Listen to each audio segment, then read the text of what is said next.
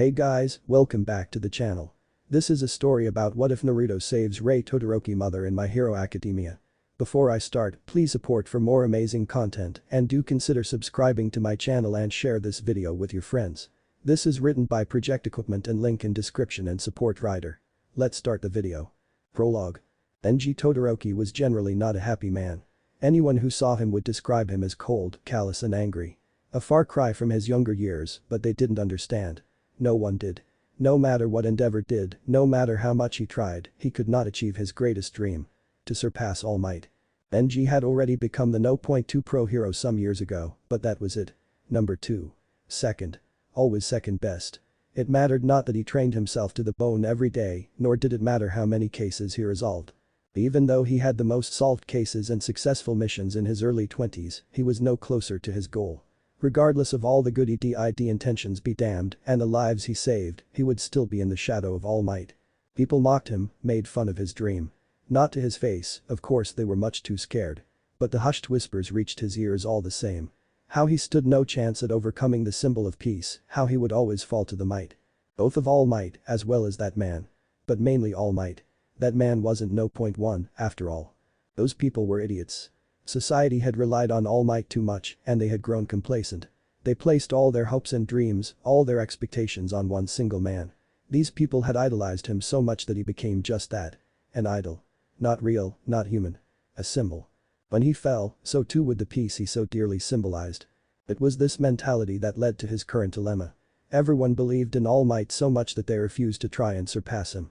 They gave up, thinking it to be impossible. And when Enji still persisted, they mocked him.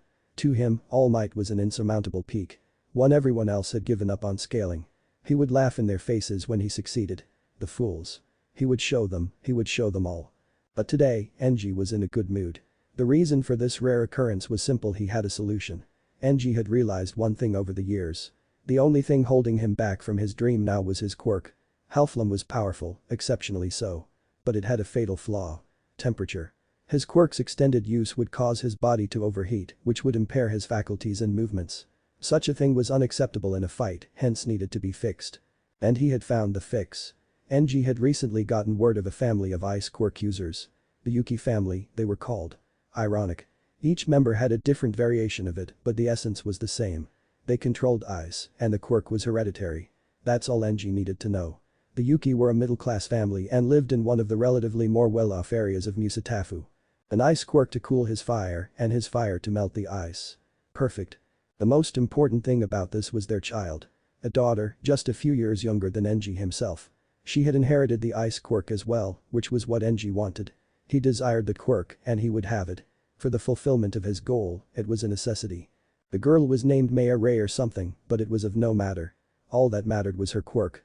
He would use her to create a child, the perfect spawn. A synthesis of ice and fire, one with double the strength of its parents, but none of the weaknesses. A child who would balance the drawbacks of its power and come out victorious. And this child would be a tool to surpass All Might, to achieve Enji's dream in his name. The girl was of marriageable age and single to his knowledge. An easy task. He was on the way to that very family to arrange a quirk marriage between himself and the girl. If they agreed, then it would be best. But if they refused, he would need to use other methods. Enji had already called them up and announced that the No.2 hero would be coming by the next day at noon. Whatever response they attempted to give was ignored and a meeting was set up. Stopping his introspection, Enji looked at the house of his future in-laws. It was a modest 2-story home, complete with a front yard and gate. Nothing compared to his own lavish residence, really. Preparing to enter, Enji rang the doorbell. Dressed in a formal 2-piece black suit, he looked like a man on a mission. Which he was. Hi, a muffled voice came from inside female, from the sound of it. The door opened to reveal a middle-aged woman, smiling serenely. She still looked relatively young, with dense white hair tied in a bun, with 2 bangs on either side of her head. She was of a slim build and wore a blue haori on top of a yukata. She had grey eyes, with which she was scanning Enji's face. Ara Todoroki-san is here. Her smile became slightly strained at seeing him. She was most probably not looking forward to this meeting. I'm Shizuku Yuki, pleased to meet you. Yes, I'm here. Let me in so we can begin the negotiations. Enji tersely said. He didn't have the patience for this woman. Her eyes grew slightly colder at this, but Enji couldn't be sure.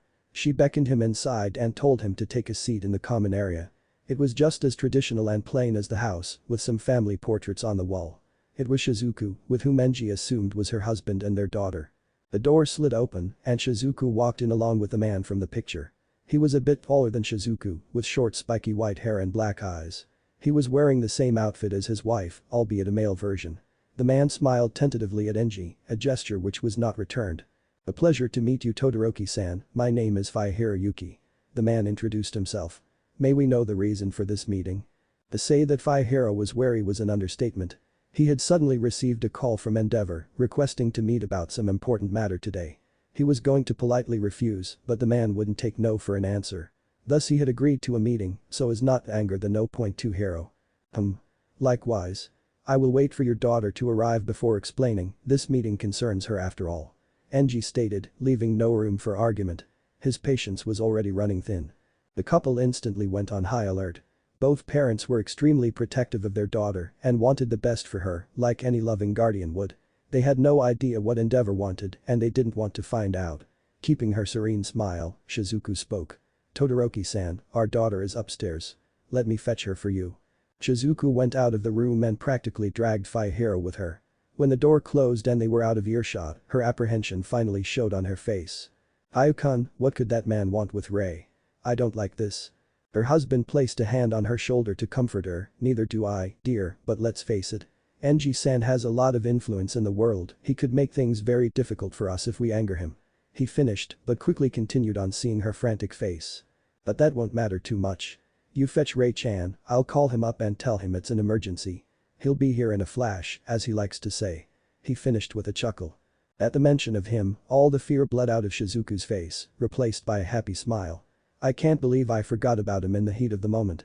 She exclaimed, "We have nothing to worry about, he is even more protective of Rei than we are." She giggled softly. Their pieces said, the two went about their respective tasks. Enji was getting tired of waiting. He had training to do, and these people were wasting his time. This woman had better be worth the trouble he was taking to acquire her. Who was he kidding, it would be worth it. The outcome looked very promising, and Enji was willing to pay any price for it. The door opened yet again, and the couple entered. But this time, the two were not alone. After them entered a young woman who looked to be in her early 20s. If Enji were being honest with himself, she was gorgeous. A slim and lean build, with a reasonable height. White, waist-length straight hair was tied in a single ponytail, making her look even more alluring. Sharp gray eyes scanned him, looking him over and analyzing every detail. Unlike her parents, Rei was wearing simply a white t-shirt and blue jeans. If Enji cared about things like appearance, he would have blushed. The woman looked him over as if judging him.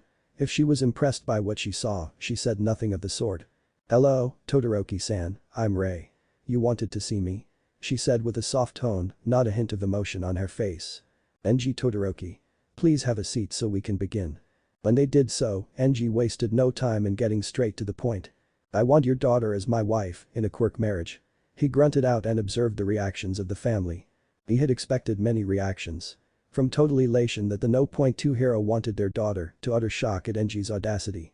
He expected to see their shoulders tense up. To gain shocked eyes as they hastily tried to come up with an appropriate response. He did not expect a calm, blatant refusal.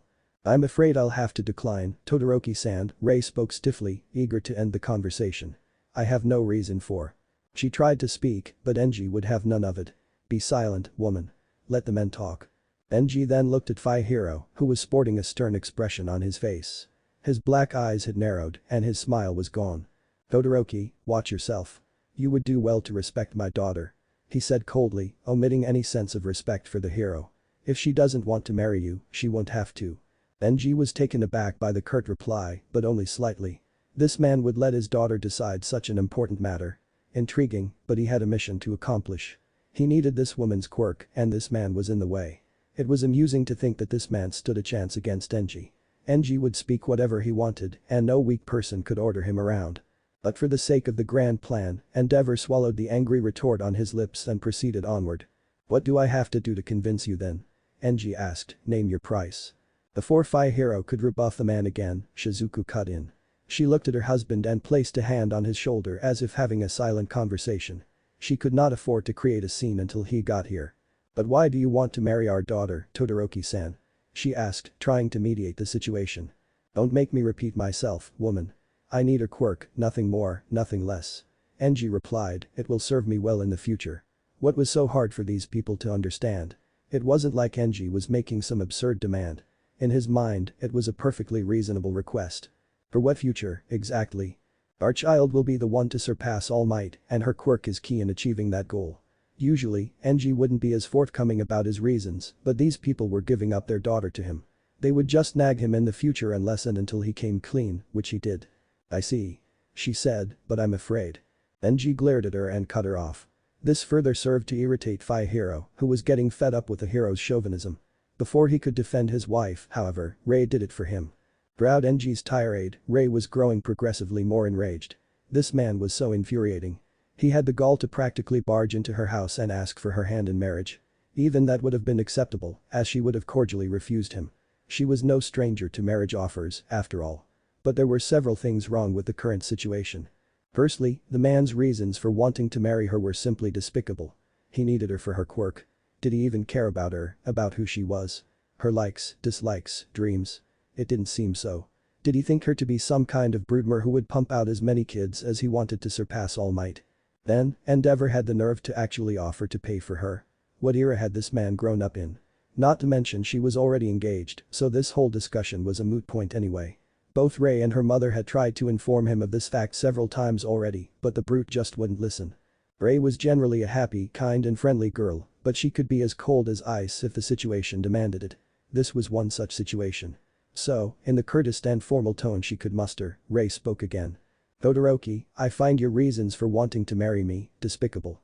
She ignored his angry glare. "You come in here, offer to pay for me, and then have the audacity to disrespect my parents in front of me." She narrowed her eyes at him and hissed out of the words, "No price on earth could possibly make me agree to this. You are a misogynistic and rude individual." She cut off his interruption by raising her hand, "And the fact is that I am already engaged." Enji wasn't expecting this. His sources stated that the girl was single, but she clearly was not. Her other reasons didn't hold much significance to the hero, nothing he hadn't heard before, but the last one did. He would need to tread lightly if he was to obtain her as his wife. He couldn't lose his cool and let out his quirk in his anger. Contrary to what people thought of him, Enji wasn't some thug. He was a hero, after all. He lived a life according to the law and was a model citizen. He saved lives daily. He hadn't and would never commit a crime. It would be a blot on his image, on his perfect record. He wasn't going to beat up the family for their insults or burn down their house or the like. But Enji's goal was more important. He wasn't averse to using a little intimidation. Taking a moment to collect himself, Enji tried his backup approach. "Your reasons don't matter to me, woman. I want the quirk and I shall have it," he said, with an insane gleam in his eyes. "Or are you going to refuse the No.2 pro hero?" he asked while flaring his fire a bit. "I can make life very difficult for you, you know." Enji growled. Seeing the apprehensive looks on the family's faces, Enji was proud of his efforts. Any moment now, they would cave to the pressure and agree. He would get the ice woman, and the family would get their money. It was all a matter of time. "Oh?" At the sound of the new voice, the occupants of the room had various reactions. Since Enji was facing away from the door, he couldn't see the new entrant, but the voice sounded familiar. Rei's parents had both visibly relaxed as if he hadn't just intimidated them into giving up their daughter. Rei herself had the most expressive reaction. Her cold visage from earlier was replaced by a happy smile and twinkling eyes. Eager to see who had intruded in their private meeting, Enji turned around. He immediately wished he hadn't. Staring back at Endeavor was a tall man, almost 6 feet in height.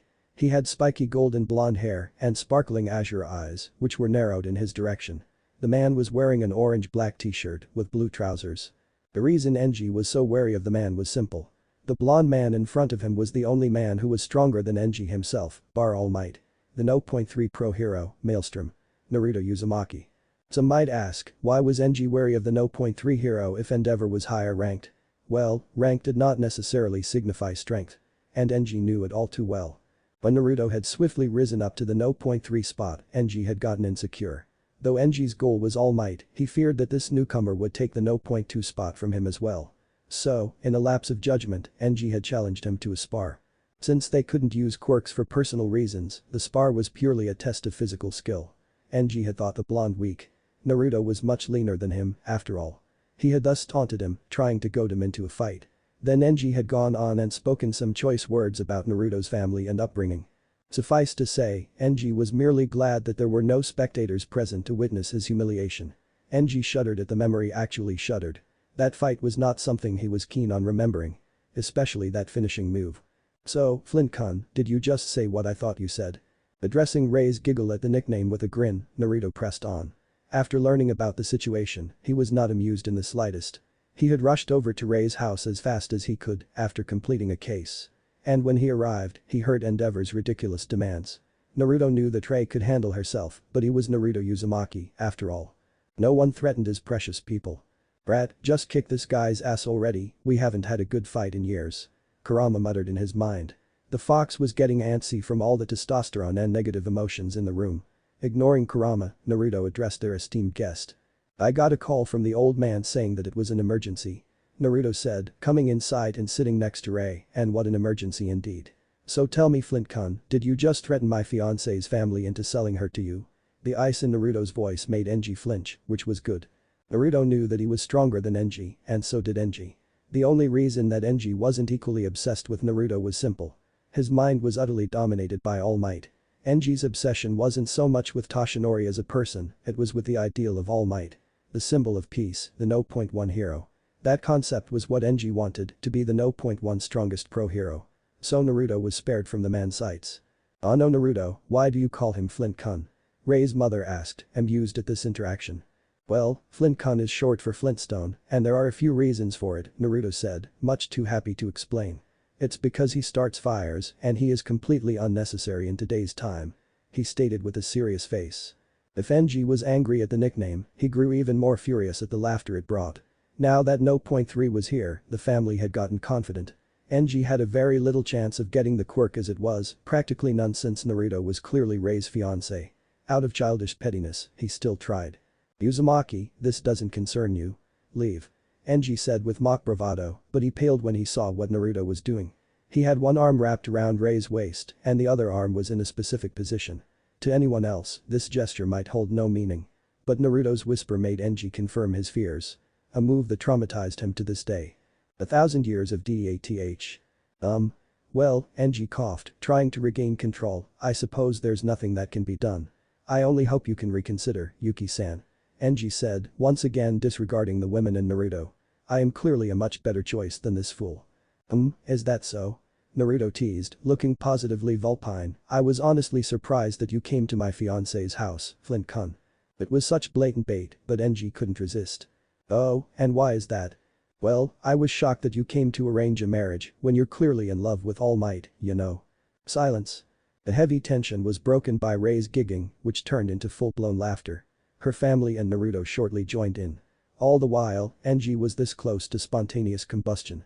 Endeavor gritted his teeth but held his fists, knowing that he was outclassed. How in the world did you arrive at that conclusion, loser? Hook, line and sinker. Naruto thought, inwardly cackling. The prank had officially taken root and it would be marvelous. Well, what is your motivation to succeed? All Might. Enji answered instantly, without hesitation. Whom do you think about, first thing in the morning? All Might. What is your entire life's work based on? Naruto asked, smiling mischievously. All Might. Enji was unaware of the hole he was digging himself into, but the others weren't, judging from their reactions. Whom do you love? All Mig wait. Enji shouted, but it was too late. Wahahaha. Naruto guffawed, using Rei as support to keep himself from falling. Rei herself was giggling uncontrollably, with her parents following suit. Heh. Even Kurama chuckled a bit at the exchange. His host could be funny, sometimes. This bastard always managed to grate on his nerves, but today was the last straw. Trying to buy Rei and intimidate her family. For some kind of genetic marriage, at that. If this were his old world, Naruto would already be feeding Enji a steaming hot Rasengan. Listen here, dude. Naruto sighed tiredly. You came to try for marriage and failed. Rei doesn't want to marry you, so that's that. He glared at Enji who was about to interrupt and no, don't spout some bullshit like let's fight for her or something. She's not some prize to be won, you know. He hugged Rei closer, making her smile and blush slightly at the gesture. Now that the matter is over, be a sport and accept defeat. I know that you can think rationally, so do it and find some other way to achieve your dream. Enji thought about these words. He had always been aware of his limits, never cocky or arrogant. Naruto was stronger than him and Rei was already engaged. His obsession did not want him to let go so easily, but he thought rationally about the situation. His hands were tied, it was time to cut his losses and retreat. Maybe he could go for some of the experimental treatments they had in Island. Heading up without warning, Enji turned around. Good day. He said, not apologetic in the slightest. He had nothing to be sorry for, after all. The family came to see Enji out, eager to see him leave. Just as he passed Naruto, Enji heard a faint whisper. If I ever see you around Ray-chan again, I will break every single bone in your body, only to heal you up and then break you again, over and over. Do not test me. Enji turned back, but Naruto was not there. The blonde was lovingly embracing Ray, with his forehead on top of hers. The fact that Enji felt absolutely nothing at the sight gave him some reassurance. Oh. And don't forget to confess to Toshinori. I believe in the power of love. With that final taunt, Naruto slammed the front door in Enji's face, snickering madly. Whew. Glad that's done. Naruto turned around and was instantly embraced by Ray. His expression softened at the tenseness of her body. Ray was a strong woman, but such a situation could be stressful on the best of people. Her probably imagining a dark, helpless future with Enji didn't help matters in the slightest. Looking to her parents, Naruto hoped to convey his message. Luckily they understood and left to give the couple some privacy. Naruto then turned to the shaking woman in his arms. Hey now, none of that. He said, kissing the top of her head, you know I would never let that man touch you, don't you? Naruto asked, looking lovingly at his fiancée. Ray relaxed slightly in his embrace and let out a shuddering breath. I know, but I was so scared for a moment. She shivered, his reasons for wanting me were so she couldn't bring herself to continue and crashed her head into his chest. Naruto sighed sadly and settled for just comforting his partner, rubbing smooth circles on her back. He kept softly kissing her hair, whispering words of love into her ears. Well, he's gone now, and he won't ever come near you again. Naruto looked at her, and even if he does, I will always remain by your side. That's a promise of a lifetime. Ray clearly understood the power of his words, as her fears were assuaged and soon replaced by a smirk. Oh, is that so? She asked, leaning closer to him, I'll be sure to hold you to that good sir. She said with mock arrogance. It would be my pleasure, my cute snow angel. Ray blushed at the nickname. It was his personal name for her, something which only he could call her by. She had almost flash frozen the last guy who tried. Naruto had nicknamed her the very first day he met her in their class at UA. She was initially very irritated at this usage but came to love it, like she did him. She was an ice queen to many, but to Naruto, she was his snow angel. Man. I hope mom has made some ramen. All this threatening has made me hungry. Yes, she still loved him, despite all his quirks. If anything, she found them endearing. And Ray could not wait to spend the rest of her life with him. Re-upload due to site glitch. ch1 for details. However strong you become, never seek to bear everything alone. If you do, failure is certain. It is not that the Hokage is acknowledged by everyone, but the one who is acknowledged by everyone becomes the Hokage. My name is Hagoromo, the founder of the Ninja Creed, the Sage of Six Paths. Goodbye, loser. I entrust my will to you. All chakra belongs to me. Let's do this, brat. If I cannot win, neither shall you. I curse you, Naruto Uzumaki. May your home remain forever out of your reach. No. Naruto screamed as he abruptly shot up. He frantically looked around, trying to ascertain where he was. After the initial shock had passed, he relaxed upon realizing that he was in his room. One look at the clock told him that it was 3 in the morning. Calm down, it was just a dream. Kurama chimed in, haven't had one of those in a while. Taking deep breaths to compose himself, Naruto gazed to his right, where a figure was sleeping. His features softened and a small smile bloomed on his face. Even while asleep, his wife managed to look adorable.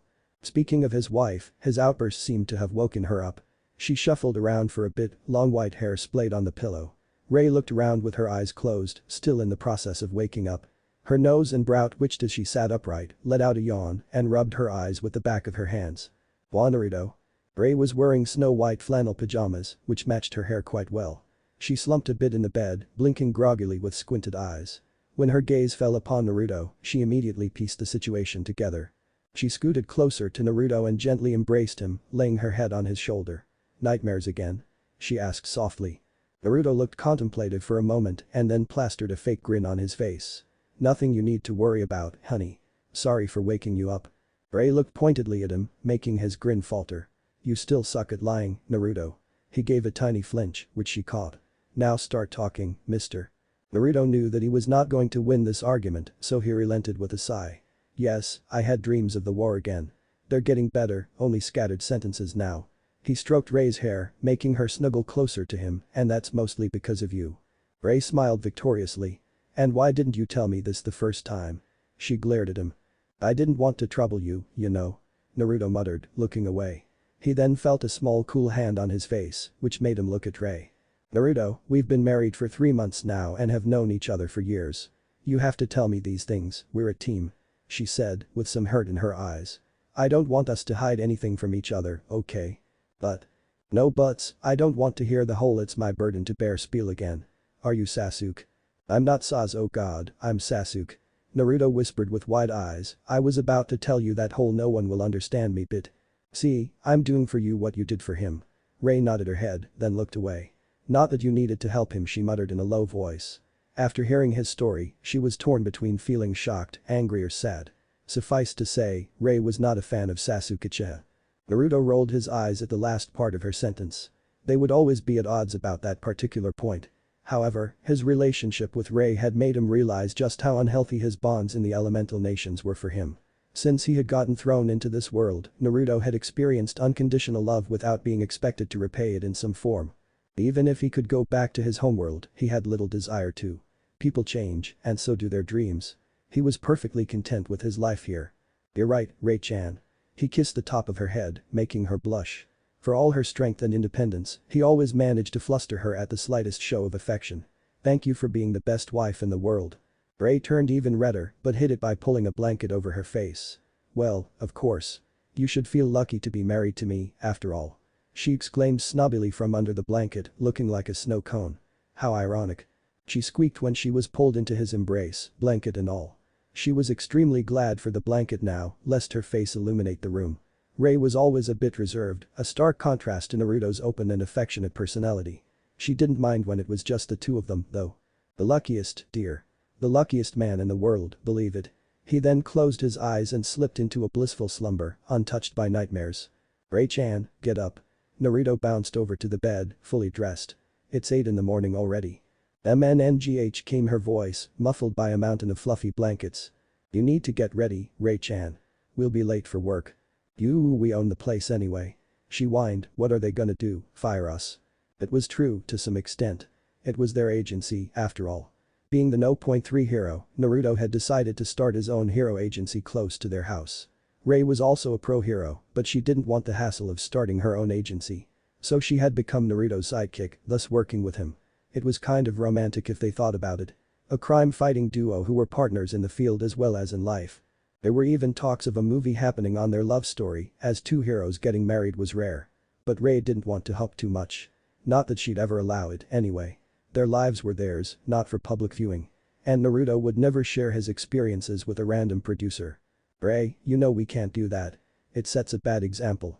He was right, but she was sleepy. Sleep won over ethics. 5 more minutes. She whimpered cutely, snuggling even more into her blanket pile. Just because Naruto got up at 6 every morning to train didn't mean that she had to. "Ray Uzumaki, this is your last warning." Naruto's voice took on a serious note, "or I will be forced to take action. Don't make me regret this." He spoke darkly. Ray simply scoffed. She wasn't fazed in the slightest at the ominous declaration. The thought of her husband hurting her in any way was laughable. He was just a big teddy bear. The most he'd do was prank her someday, but he would deflate like a balloon if she used her puppy dog eyes on him. Naruto was whipped. Badly. "K." Ray murmured, falling asleep again. The silence was grueling, and she could almost feel Naruto's vulpine grin. She was starting to regret her decision. Beep. Ray squealed as she was picked up, along with a blanket. She burrowed her head out of it like a mole, only to find that she was being carried by Naruto in a bridal carry. Her cheeks pinked at the intimate position and at the strong arms she could feel supporting her. She had always been a romantic at heart, and her marriage was not lacking in that aspect at all. She glared pouted at Naruto, who was looking anywhere but at her. "Put me down."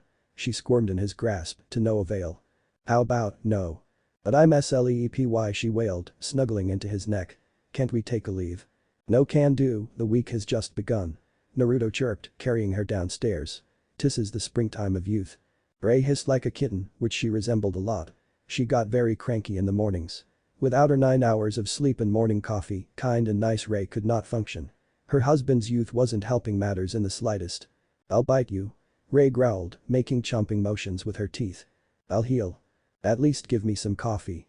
She wiggled in his arms. She was alternating between a caterpillar and a kitten, which was amusing to Naruto. "Where do you think I was taking you?" Naruto replied cheekily, relishing in how her face lit up. "Coffee?" She spoke up timidly, eyes shining at the prospect of caffeine. Aha. Double espresso, made just for you. He booped her nose, making it twitch cutely. Ray loved her coffee, unable to start her day without it. Yes. Keep this up and I might just forgive you for the rude awakening you gave me. She sniffed, raising her chin haughtily. That look doesn't work when I'm carrying you like a burrito, sweetie. Shut up. Ray sputtered, hiding her red face with a blanket. She'd not need any coffee if her heart kept beating so fast. I'm going to get diabetes from all this sweetness, Kurama grumbled, looking away, and I'm not even mortal. He shouted before retreating deep into Naruto's mind. These two idiots needed to tone down the fluffiness. Good luck on that, Kurama. Burrito burrito burrito, Naruto sang, unaware of his reddening wife and distressed tenant. Then a spark of wisdom came to him, in the form of a yellow light bulb flashing over his head. Ray too. He exclaimed, pleased at his genius. Naruto raised a fist to the sky while still carrying Ray. He was suddenly standing on a snow-capped mountain with a triumphant look on his face, his haori flapping dramatically in the wind. Ray was now sprawled across his shoulder in chibi form. Waves were crashing in the sea, with cherry blossoms somehow in the air. The words Ray too, you know, were written in the sky, in showy calligraphy. Ugh, no puns, please. Ray groaned in his arms. She was getting even sleepier due to his lame humor. Why? Does it feel like punishment? He grinned, wiggling his eyebrows. Ray bit him. Ta-ta-ta-ta-ta. Okay, no more puns. He said, making her release him. The mark healed instantly. Geez, Ray-chan, how can you be such a cute snow angel and a spitfire at the same time? He lamented, holding his forehead dramatically, taking care not to drop her. Ray preened, still in her husband's arms. That's because I am a sophisticated lady, you simpleton. She declared, it's called having a complex and diverse personality. You should try it sometime. Hi, sit here while I get you your coffee. Naruto said as he plopped her on the couch, getting another undignified squeak from her. Hey. Is that any way to treat a lady? Tell me that when you aren't curled up in a sea of blankets and demanding coffee, Ray-chan. He deadpanned at her, causing her face to light up again. HMPH. She huffed and looked away. She could only move her head, but she tried wiggling anyway. She did not succeed. It was amusing how often Ray changed her demeanor. She switched between a haughty princess, a tsundere, a strong, assertive woman and a demure stuttering wife in the blink of an eye. If her fans saw the regal and elegant Blizzard acting in such a childish and unprofessional manner, there would be a public outrage. Not to mention Ray herself would turn anyone who saw her like this into a block of ice. She didn't want anyone to know how much of a spoiled princess she was at home. It was mostly because Naruto spoiled her in the first place, but the fact remained. But it was incredibly adorable, so who was he to complain? Page Bunshin. Naruto called out, summoning two clones who set about doing chores and preparing breakfast. Best jutsu ever. Ray's nose twitched again at the familiar smell of coffee. She turned her head, only to find Naruto holding a cup in front of her. She reached out to it, only to remember that her hands were tied, literally. She could not move her arms at all, as only her head was poking out of the blanket. She looked at Naruto with wide gray eyes, turning up the mo to the max. Feed me. It was guaranteed to work. Naruto's eye twitched at the scene in front of him.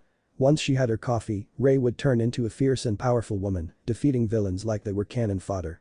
But she was a ball of fluff before having her morning brew. He liked that. It was almost like a secret identity which she only adopted at home. It made him feel special, being the only one allowed to witness it. But Naruto wasn't a prankster for nothing. That depends.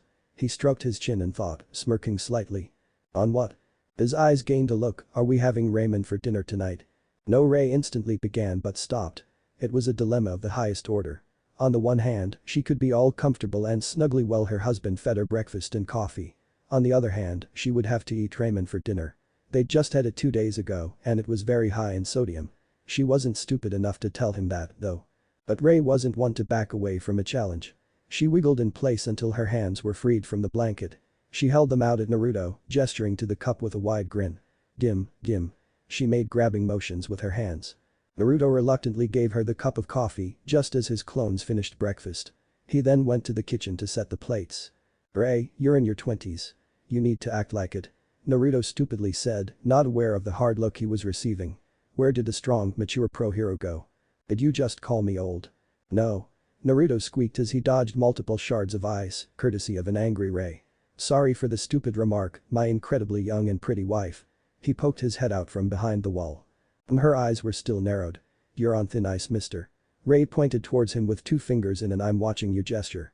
Naruto wisely refrained from making a pun about thin ice and served breakfast. This means no ramen. Damn. Naruto cursed inwardly. He was hoping she would forget about that. After a light breakfast and a lot more coffee, the couple set out for their job. They worked at Leaf Hero Agency, which was founded by Naruto. It was just Naruto, Ray and a couple of interns they hired from time to time. He didn't want to run a huge agency, instead preferring to work with his wife. His rank still ensured that they got many high-profile cases, so they had no shortage of funds. Their office was 10 minutes away on foot, which was very convenient for them. Naruto was wearing his hero outfit, which was a modified version of his old jacket. Ray had persuaded him to tone down the orange in it, instead leaning more heavily towards black. It still had streaks and highlights of orange in it, though, as he just couldn't do away with the color completely. He also wore a more stylish version of his original goggles. Ray had stuck to her roots with her outfit. She was wearing a sky blue battle kimono with a white obi. She had white stockings underneath, made out of Kevlar fibers. Her kimono was also made of the same material. The kimono was accented by sakura flowers. Her attire was completed with white gloves, which went up to her elbow. Ray was back in her queenly, regal personality. Naruto had cut his hair to neck length, while Ray's long snowy locks were in a ponytail. They were walking down to the agency and met a lot of fans on the way. While no .3 in the official rankings, Naruto was no .2 in popularity right after All Might. He always greeted his admirers with his bright grin, making them love him even more. Ray, on the other hand, was seen as an elegant princess. As she didn't show much emotion in the public space, she always gave off an otherworldly aura. She was perfectly polite and approachable, though, which made her quite popular as well.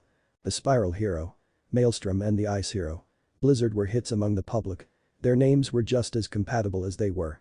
Both were inspired by phenomena resembling storms. They were often called the Storm Duo. Look. It's Maelstrom and Blizzard. I heard they're married. KYA, how romantic. Maelstrom, can you sign my book?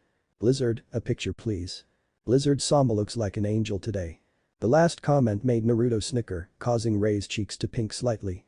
She was undoubtedly reminded of his nickname for her and was having difficulty maintaining her graceful persona.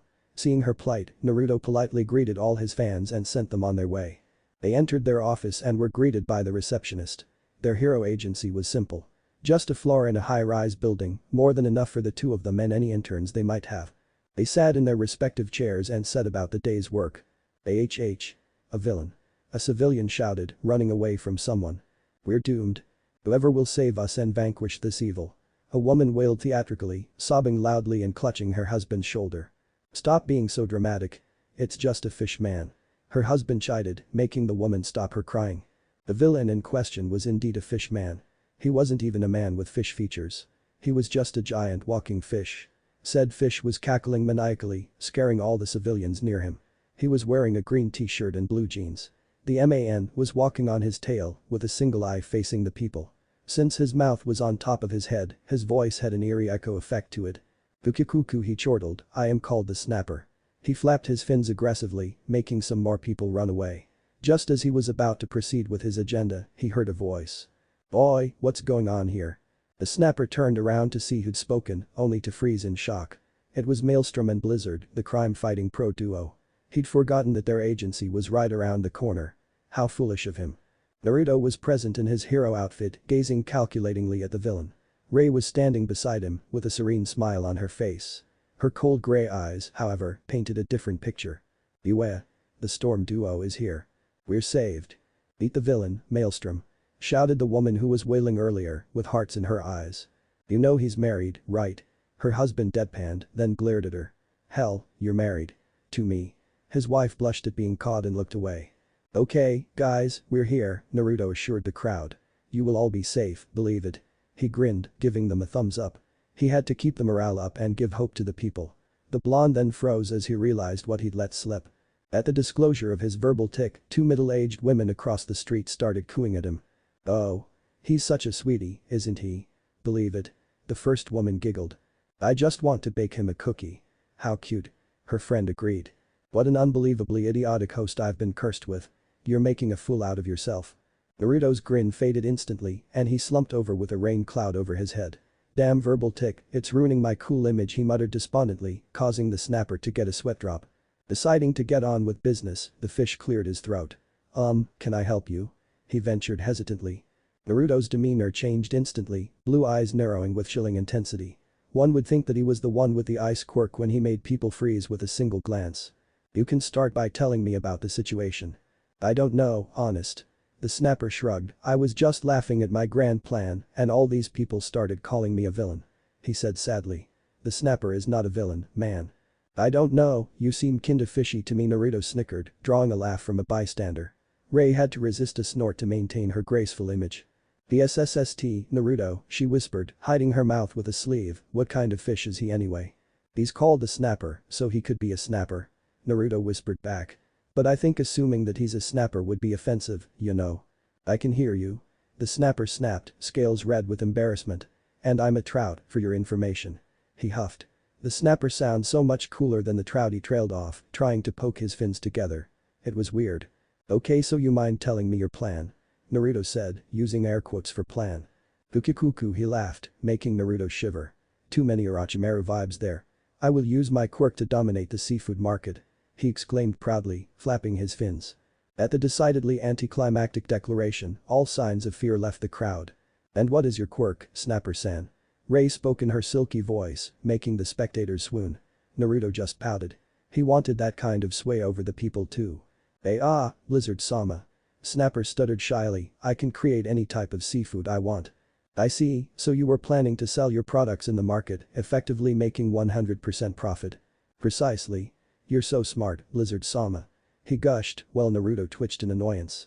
Ray gave her husband a small smirk cause she knew exactly what he was thinking. Then she looked back at Snapper, but Snapper-san, do you even have a quirk license? Snapper looked contemplative for a moment. No, how do I get that? He scratched his neck with his fins. The crowd had dispersed, leaving only the pro duo and the snapper.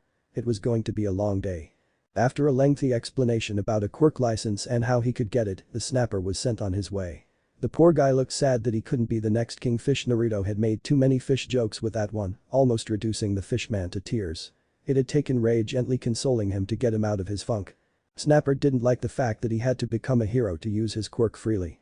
He could probably use his fish for cooking at home, but using it commercially was a whole other legal mess.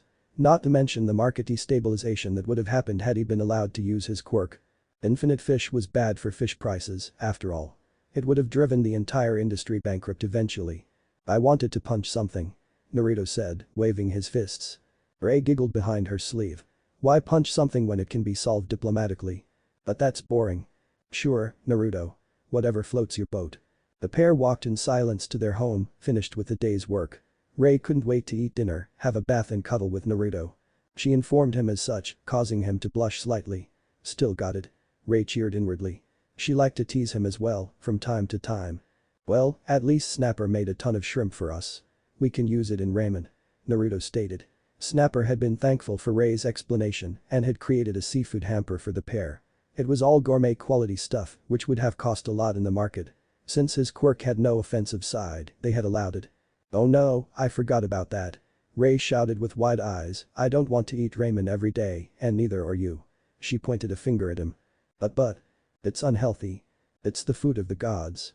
Uzumaki Naruto, you listen to me. Why yes. One meal, no more. That's all the ramen you'll get. We're using the rest for sushi. It's healthier. Oh, okay. I wonder if rice balls would be okay. Ray mused as she looked at the pantry. It was a lazy Friday morning and Ray was making breakfast. It was usually Naruto who cooked because he made delicious food, but Ray wanted to make something herself. It would be a pleasant surprise for him when he returned from training. Rice is nice, rice is nice. Even better, with some spice. Ray giggled as she sang the goofy song. It was something she had caught Naruto singing while he was cooking. It was very catchy for such a simple tune and Ray had taken a liking to it. It was far better than Naruto's ramen anthem, in her opinion. That song was another ball game altogether. Ray was sure that the anthem was written in some ancient extinct tongue and composed by eldritch abominations from hell. Ray was wearing an apron over her usual pajamas. It was also white in color and had the word Snow Angel written in a name tag. Naruto had gotten it for her because of their inside joke and it was fitting. She loved it as well and often wore it when she cooked. I'll make some tea too. Ray began to reach for the tea box, which was at the top of the shelf. She found that she couldn't quite reach it, even though she was a fairly tall woman. Just a little drat. She glared at the tea as it remained out of reach. Even standing on her tiptoes wasn't enough to grab it. Why are you so high up? She pouted. Rei started jumping and flailing her arms about in an effort to get the box, to no avail. She had half a mind to create a block of ice as a step stool, but it ultimately proved unnecessary. Meep. Rei's eyes widened in shock as she was suddenly picked up by the waist. She instantly knew that it was her husband, so she wasn't alarmed. Naruto always held her so tenderly and with such love and care, like she was the most important person in his life. Even now, Rei was gently hoisted up by Naruto's strong arms, wrapped gently around her waist. She could see him behind her in the cabinet glass, grinning brightly at her. But still, she was surprised. Also, the house was so heavily barricaded with seals that any intruder except the two of them would be paralyzed before they could say, "I'm home." What? Naruto-kun? She stuttered with pink cheeks. Naruto's grin widened and he just lifted her up higher. "I saw you were trying to reach the tea, so I thought I'd help." Rei smiled at the response. "Such a gentleman, dear. But why not grab it yourself? This way gives me an excuse to hug you, you know." Naruto wiggled his eyebrows. "I can hug you, right?" he teased. "Yes, but it was just sudden," Rei muttered, still being lifted by the waist. She then grabbed the tea box but still was up in the air. "I got the tea, Naruto. You can put me down now." She kicked her legs childishly. "Oh, do I have to? I like hugging you." "Why yes." Rei looked away. "You cuddle with me whenever we have time. Don't you get enough?" Naruto looked positively affronted at this. Of course, I don't. I could never get enough of you." Rei blushed pink at this, even though she expected such a response. Her husband was an extremely caring man and never hesitated to show her that she was loved and cherished by him. If there was a contest for happiest marriage, Rei was sure they'd win it by a landslide. "It's embarrassing and I have to make breakfast." She wiggled in his embrace. "Well, if you insist," Naruto muttered sadly as if letting her down was something of great difficulty. I do. There, you married me, no take-backs." Naruto released her and gave her a thumbs up. Rei deadpanned at him. "We're already married, Naruto. Saying I do again doesn't do anything new." "Of course it does, you know. We're married twice now." Naruto nodded triumphantly while holding up two fingers. Rei just sweat dropped. "That's not how the law works, dear." "Doesn't matter. Where there is a will, there is a way." Rei just shook her head in amusement. Hi, go sit there while I cook." She shooed him away. With him seated, she tied her hair behind her and set to work. After 5 minutes, Rei was starting to get uneasy with the silence in the room. She thought that Naruto might have left, but one glance told her that he was just staring at the ceiling, deep in thought. Deciding to break the silence, she spoke. "So, what did you do for training today?" Naruto looked at her. "Oh, nothing, my standard training, with 100 extra clones working on the Hiraishin." He crossed his arms behind his head, leaning back in his chair. Rei raised an eyebrow, intrigued. "Oh. Did you finally master it?" Naruto had reverse-engineered his father's signature technique with the help of Kurama and his talents in the sealing arts. He also had a Hiraishin kunai father gave him in the war, so it was easier for him. "Yes, it's mostly ready for use. I just need to practice using it in combat." Naruto could flash to any kunai or marker now and even transport other people with him. He was just getting the hang of teleporting to multiple marks in quick succession. Only then would the jutsu truly become battle-ready. Okay." Rei said as she finished making breakfast. They sat down to eat and Rei felt something poke her cheek. She turned to find Naruto, who was holding a rice ball near her face. "Say ah." Rei blushed as she tenderly nibbled on the offered ball. It was a daily occurrence for Naruto and her to feed each other, but it still made her giddy all the same.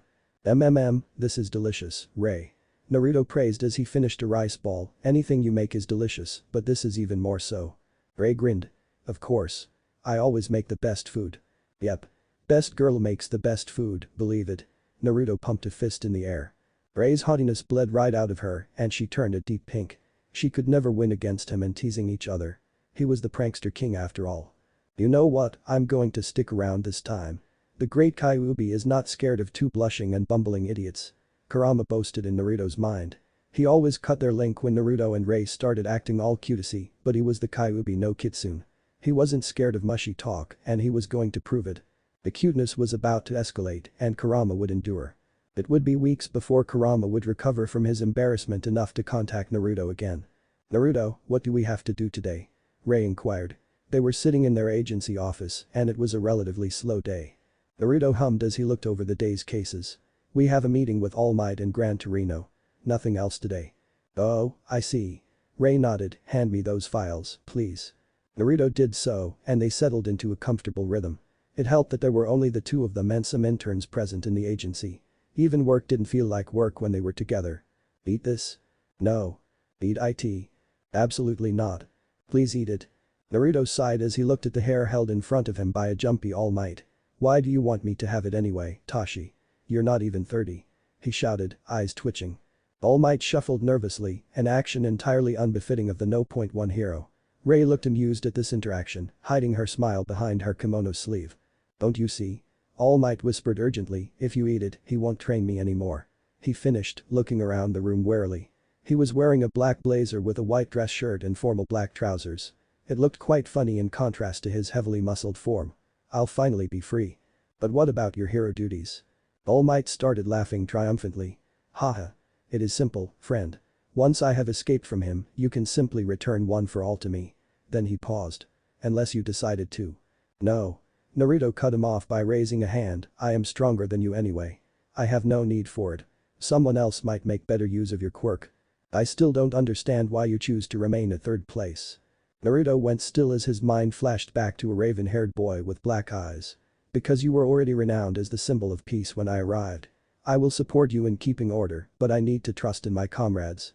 Naruto gazed at Toshinori with determination, I should not try to take on everything alone. I'll only fail if I do that. Naruto also could do without the attention being No. 1 broad as he didn't want Endeavor to be obsessed with him. All Might needed someone to back him up and support him too. Rei squeezed his hand in a show of support, which made him smile in gratitude. He then angrily looked at All Might with a tick mark on his forehead. And I'm not some kind of quirk battery, you know. You can't just give it to me to escape training. All Might fidgeted in place, an action very out of place for a man of his size. Boo but. Honestly, Tashi, Naruto said, you're too scared of Gran Torino. He doesn't want to hurt you. Say that after you attend his boot camp of death. All Might glared at him, which looked disturbing in conjunction with his perpetual grin. You don't know the horror. What did you say, Toshinori? All Might's eyes widened at the voice as he started trembling violently. The hair in his hand fell to the floor, to be covertly destroyed by Naruto. He didn't need any accidents. SS-sensei. All Might stuttered, terrified. I was just telling him about the horror of molten ice cream. Ah ha ha. Yes, that was it. He laughed nervously, hoping to be let off. Gran Torino's eyes narrowed. All Might's teeth started chattering, bracing for whatever was to come. Luckily, he was saved as Torino changed the subject. Naruto, let us get to business. Any news? At the mention of news, the occupants of the room got serious. Naruto just shook his head somberly. No. I've got a few clones all over the place, but I still don't have leads. All for one is clever. He won't be found so easily. I agree. Keep at it, Naruto. Sorahiko nodded. The four of them discussed recent developments in the criminal underworld and prominent issues for the rest of their meeting. It was important for heroes to be aware of threats to world peace. That was all we are here for, is there anything you require of us? Naruto hummed in thought but couldn't come up with anything. Just before he could speak, Rei interrupted him. Have you spoken to him? All Might slumped at the question, no doubt knowing exactly whom Rei was referring to. He gave a weary glance to Sorahiko, who appeared just as perturbed. No, and I cannot. She told me not to. He said with great difficulty. Rei wasn't deterred. But Kotaro is her son, and you need to at least reconcile with him. She felt really strongly about the matter ever since she'd heard about Nana's son. She was a pacifist by nature like Naruto and just wanted everyone to get along and make friends. The thought of not speaking to a strange family did not feel right to her. It's not that easy, Rei. Sorahiko interrupted, albeit weakly, she had told us not to contact him. He, too, wanted nothing more than ensuring Kotaro's well-being, but his hands were tied. Rei was about to speak up when Naruto began. Did you promise her, or did she just request you? All Might looked quizzically at Naruto, while Rei just gained an understanding look in her eyes. What difference does that make? Naruto just slammed his hands on the table and got up, startling the other occupants. It makes all the difference. If you gave her your word, then that's another matter, and you should respect it. He glared at them, but if you just agreed to her request, it's different. Kotaro needs closure. You need to reconcile with him. While Toshinori mulled over those words, Naruto pressed on with a sigh. I was the one who found him, you know. He ran a hand wearily through his hair, he has a profound hatred of heroes, and it's only going to get worse. He then looked at the two heroes with a solemn cold stare, making them stiffen, and no one knows what festering hatred can do as much as I. HMPH. I knew we should have killed the Uchiha scum when we had the chance. Kurama snarled in his mind, he brought about nothing but pain and death. He gave up his life for mine, Kurama. He had changed. Naruto replied seriously, making the fox cough in denial. Ashinori cut in again. Does he have any family? Nope, he lives alone. All the more reason to make a move as soon as possible. Sorahiko looked fit to refuse, but All Might, the ever-idealist man, spoke first. Do you truly believe so? The hope in his eyes was almost tangible, and Naruto reinforced it as always with a grin and a thumbs up. Yep. He's your family, you know. And when people close to you are being all broody, you convince them to snap out of it. And if they refuse, kick their ass until they agree. Everyone sweat-dropped at his words. You know, scratch that. I totally understand why the Uchiha ran from you. Kurama chimed in. He remembered Naruto swearing to bring back Sasuke, even if he had to break every bone in his body. You're Yandir for Sasuke. Kurama nodded sagely. Now he understood Naruto's obsession with Indra's transmigrant. Naruto had to utilize his considerable shinobi training to resist blushing and sputtering like a moron in front of his audience. That's it. I'm beating you up. Oh, then will you drag me back to the village and spend the rest of your life being my friend? Or brother? Kurama wiggled his eyebrows.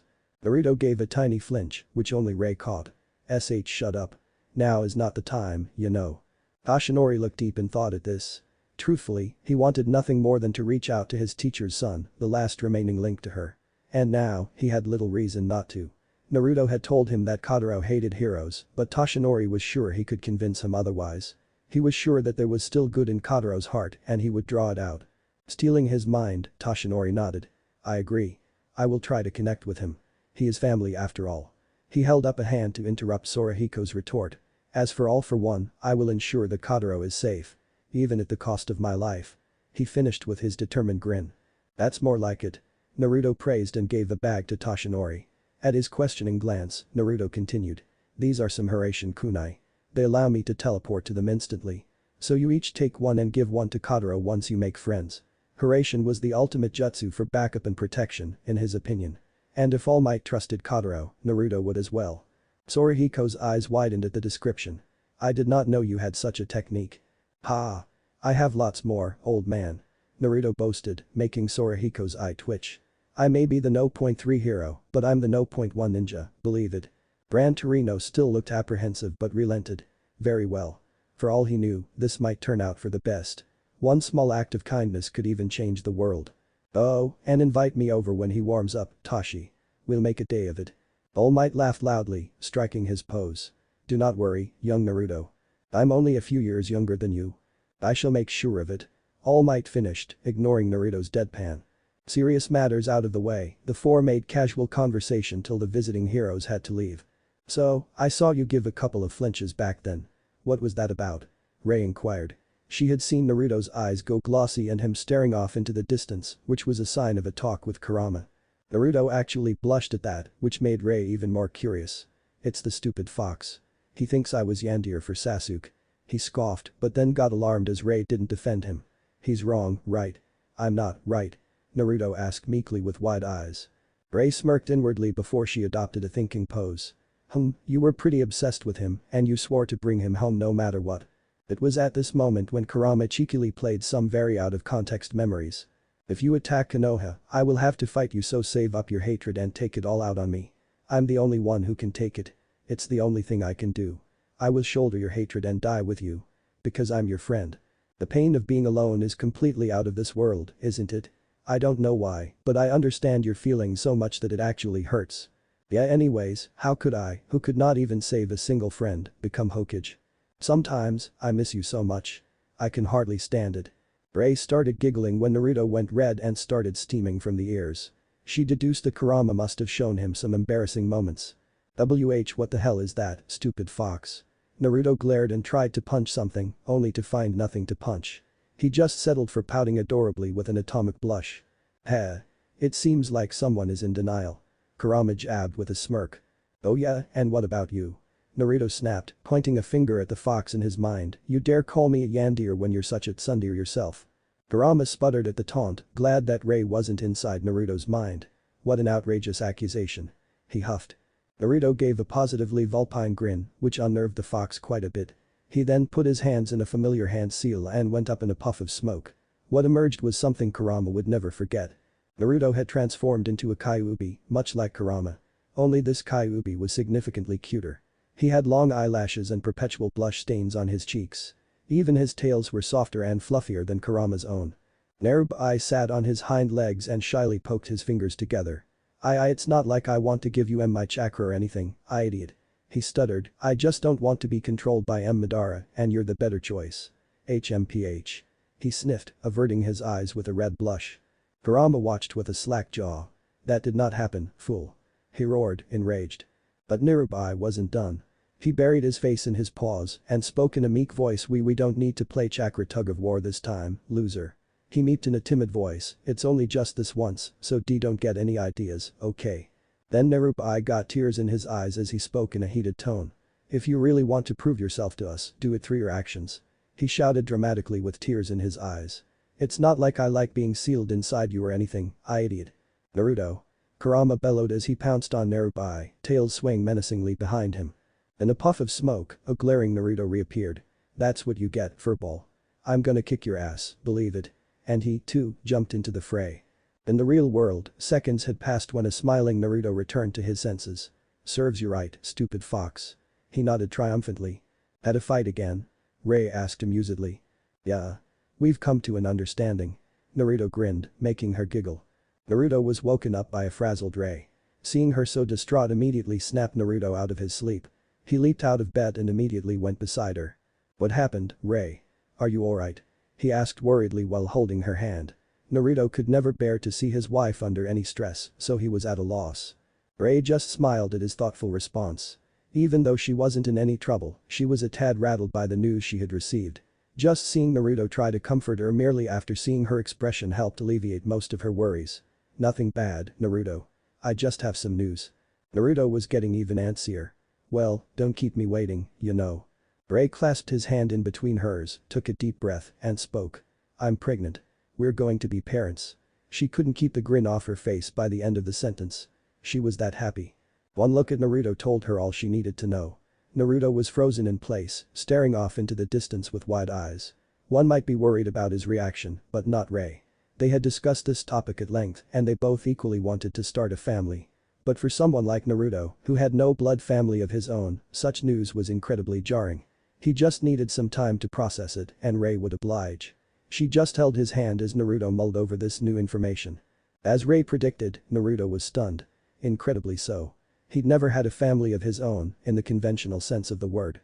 When he was a child, all he wanted was a family. A parent to train with, a parent who would comfort him and tell him that he was loved, a sibling he could prank and play with. And for the most part, Naruto had achieved this dream. He was married to the most beautiful woman on the planet and they were very much in love with each other. They supported each other and made each other strive to be better people. He loved Ray with all that he was and he could not have asked for a better life partner.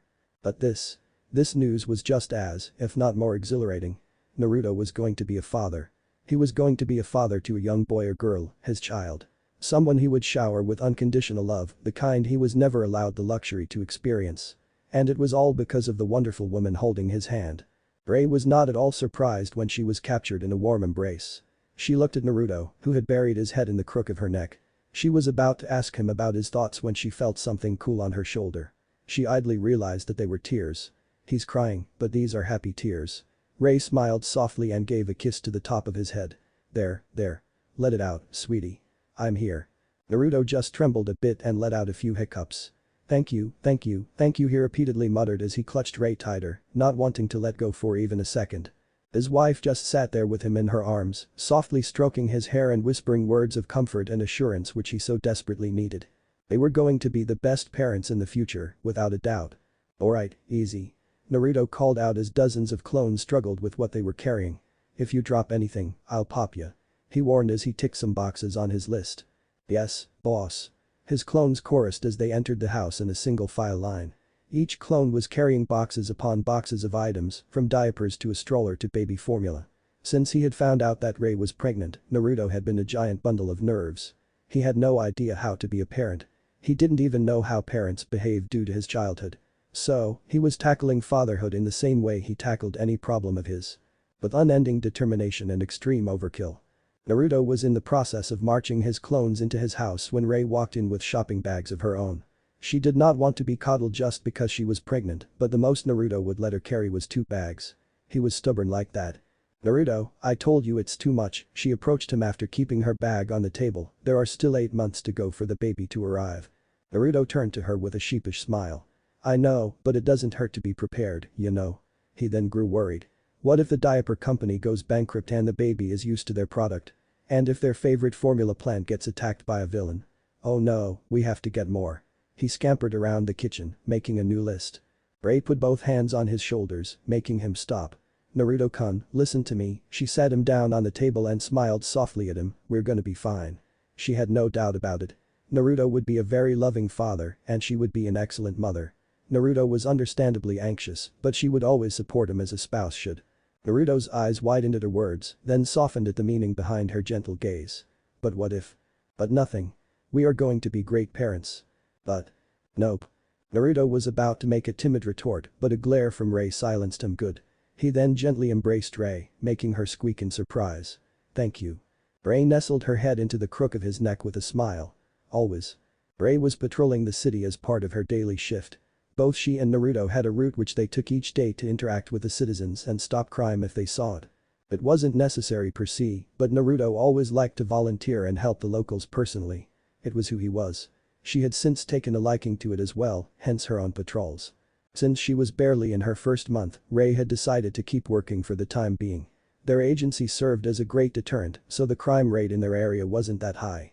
Even so, she had Naruto's Hiraishin kunai to summon him if she ever found herself in actual combat. Ray heard a faint creaking sound and looked up, only to immediately go on alert. A construction beam was hanging perilously from a crane and it looked fit to fall at any time. Erring on the side of caution, Ray evacuated the civilians until they were out of the strike zone of the beam, in case it fell. When the people saw that Blizzard was asking them to clear the way, they obeyed without complaint. Eek. Alarmed, Ray turned around to see a civilian on the ground right under the beam. She had tripped and fallen while walking, and her ankle was twisted. The woman looked to be about Ray's age, with dark green hair. "Watch out." Just as Ray warned the woman, the wire holding the beam snapped and the mass of metal descended with great speed. The onlookers could only watch on in morbid shock as they waited for the woman to be crushed to death. Ray had about 5 seconds until the beam made contact, which meant she had to think fast. Any ice construct she could make carried the risk of being damaged by the falling beam. It would then harm the civilian regardless, which would defeat the purpose of her intervention in the first place. So, Ray decided not to block the beam at all. Instead, she would move the woman out of the way. At a flick of her hand, a large mass of fluffy white snow appeared in a mini avalanche, sweeping the woman along with it. The momentum and force of the impact were soft, so the woman was unharmed. She was moved safely to the side, her head poking out of the snow mound. "Everyone brace." Ray shouted as the beam reached the ground and embedded itself vertically into the sidewalk. The impact created a lot of dust and debris, which took some time to clear. On regaining visibility, Ray was pleased to see that no one was harmed. By then, she could hear the sirens of first responders who would deal with any legal work relating to the incident. She went to the green-haired woman, who was still in the snow pile. Cute, she thought, as the woman looked quite adorable with her head poking out and her teeth chattering due to the cold. "Are you okay, miss?" Ray swiped her hand, which made the snow scatter. The woman, now free, looked at Ray with wide teary eyes. Before Ray could react, the woman hugged her tightly and started crying. I was so scared." She sniffled while clutching Ray's kimono. "Thank you, Miss Blizzard." Ray just laughed awkwardly and patted her head, not knowing how to respond. By now, a crowd had gathered near the two women, singing Ray's praises. The police were dealing with the construction company, leaving her with the aftermath. "Blizzard is so strong." As expected of the No. 5. Ray waved at her adoring fans as they reminded her as to why she was a pro, seeing the smiles on people's faces, helping those in need, and making the world a better place. That was what a hero meant to Ray. She took a couple of pictures and gave out some autographs, which further increased her popularity in the public eye. After the crowd dispersed, Ray found that the green-haired woman was still there. She was fidgeting nervously and blushing a lot, but Ray just attributed it to the snow. "Can I help you, miss?" The woman jumped in surprise. Yes. I wanted to thank you again for saving me," she trailed off, poking her fingers. "Can I invite you for some tea?" "It's fine if you don't want to, and you probably have a lot of work, but you saved me, and she looked worriedly at Ray, as if asking for help in finishing her own sentence. She seemed to realize that one did not casually invite pro-heroes out for tea, but the words had already left her mouth. Ray smiled at her, finding her shyness adorable. She decided to go along with the request since her patrol was over anyway. "That would be great, as I am in the mood for some tea," she said, making the woman light up in joy. I'm Ray. And you are? She asked, extending a hand to shake. The woman blushed again. Oh. How rude of me. She timidly shook the offered hand. I'm Inko. I like her. She seems fun. Ray thought as they went to the nearest tea shop. She wondered where their future would lead them. Naruto, I'm off. Ray announced as she prepared to head outside. Where are you going? To Inko's, Ray replied, turning to face him. We are browsing for more baby stuff together. She grinned in excitement as she held up some catalogs. Naruto chuckled fondly. Have fun, dear. Say hi to Inko for me. When he had heard about Ray's new friend, Naruto had naturally been suspicious. Someone new wanting to befriend his wife while she was pregnant was enough cause to be wary. Who was it? A spy. An agent of All for One. He didn't want to be a downer, but the truth was that they had many enemies who would not stop at anything to hurt them. Better safe than sorry. That all changed once he met Inko. The woman didn't have a single evil bone in her body, and she had no bad intentions or negative emotions towards either of them. Surprisingly, this information was volunteered by Kurama. The fox was equally protective of Ray and the baby, the big softie. Now, after 4 months, Ray and Inko were very close friends. Naruto then remembered something he had to say. Ray-chan, wait up. He beckoned. Ray came and sat down next to him, after which he took out a black box. He gave it to her, making her furrow her brow. What's this? Open it. It's a surprise. Ray rolled her eyes at his boisterous attitude. She opened the box to find a beautiful gold necklace. She gasped as she held it in her hand, admiring the craftsmanship. It was a pure gold chain with a green pendant, much like Naruto's own. A very simple design, but nonetheless beautiful. What is this for? Ray didn't remember any important date being today, so she was confused. Naruto took her hand in his and looked lovingly into her eyes.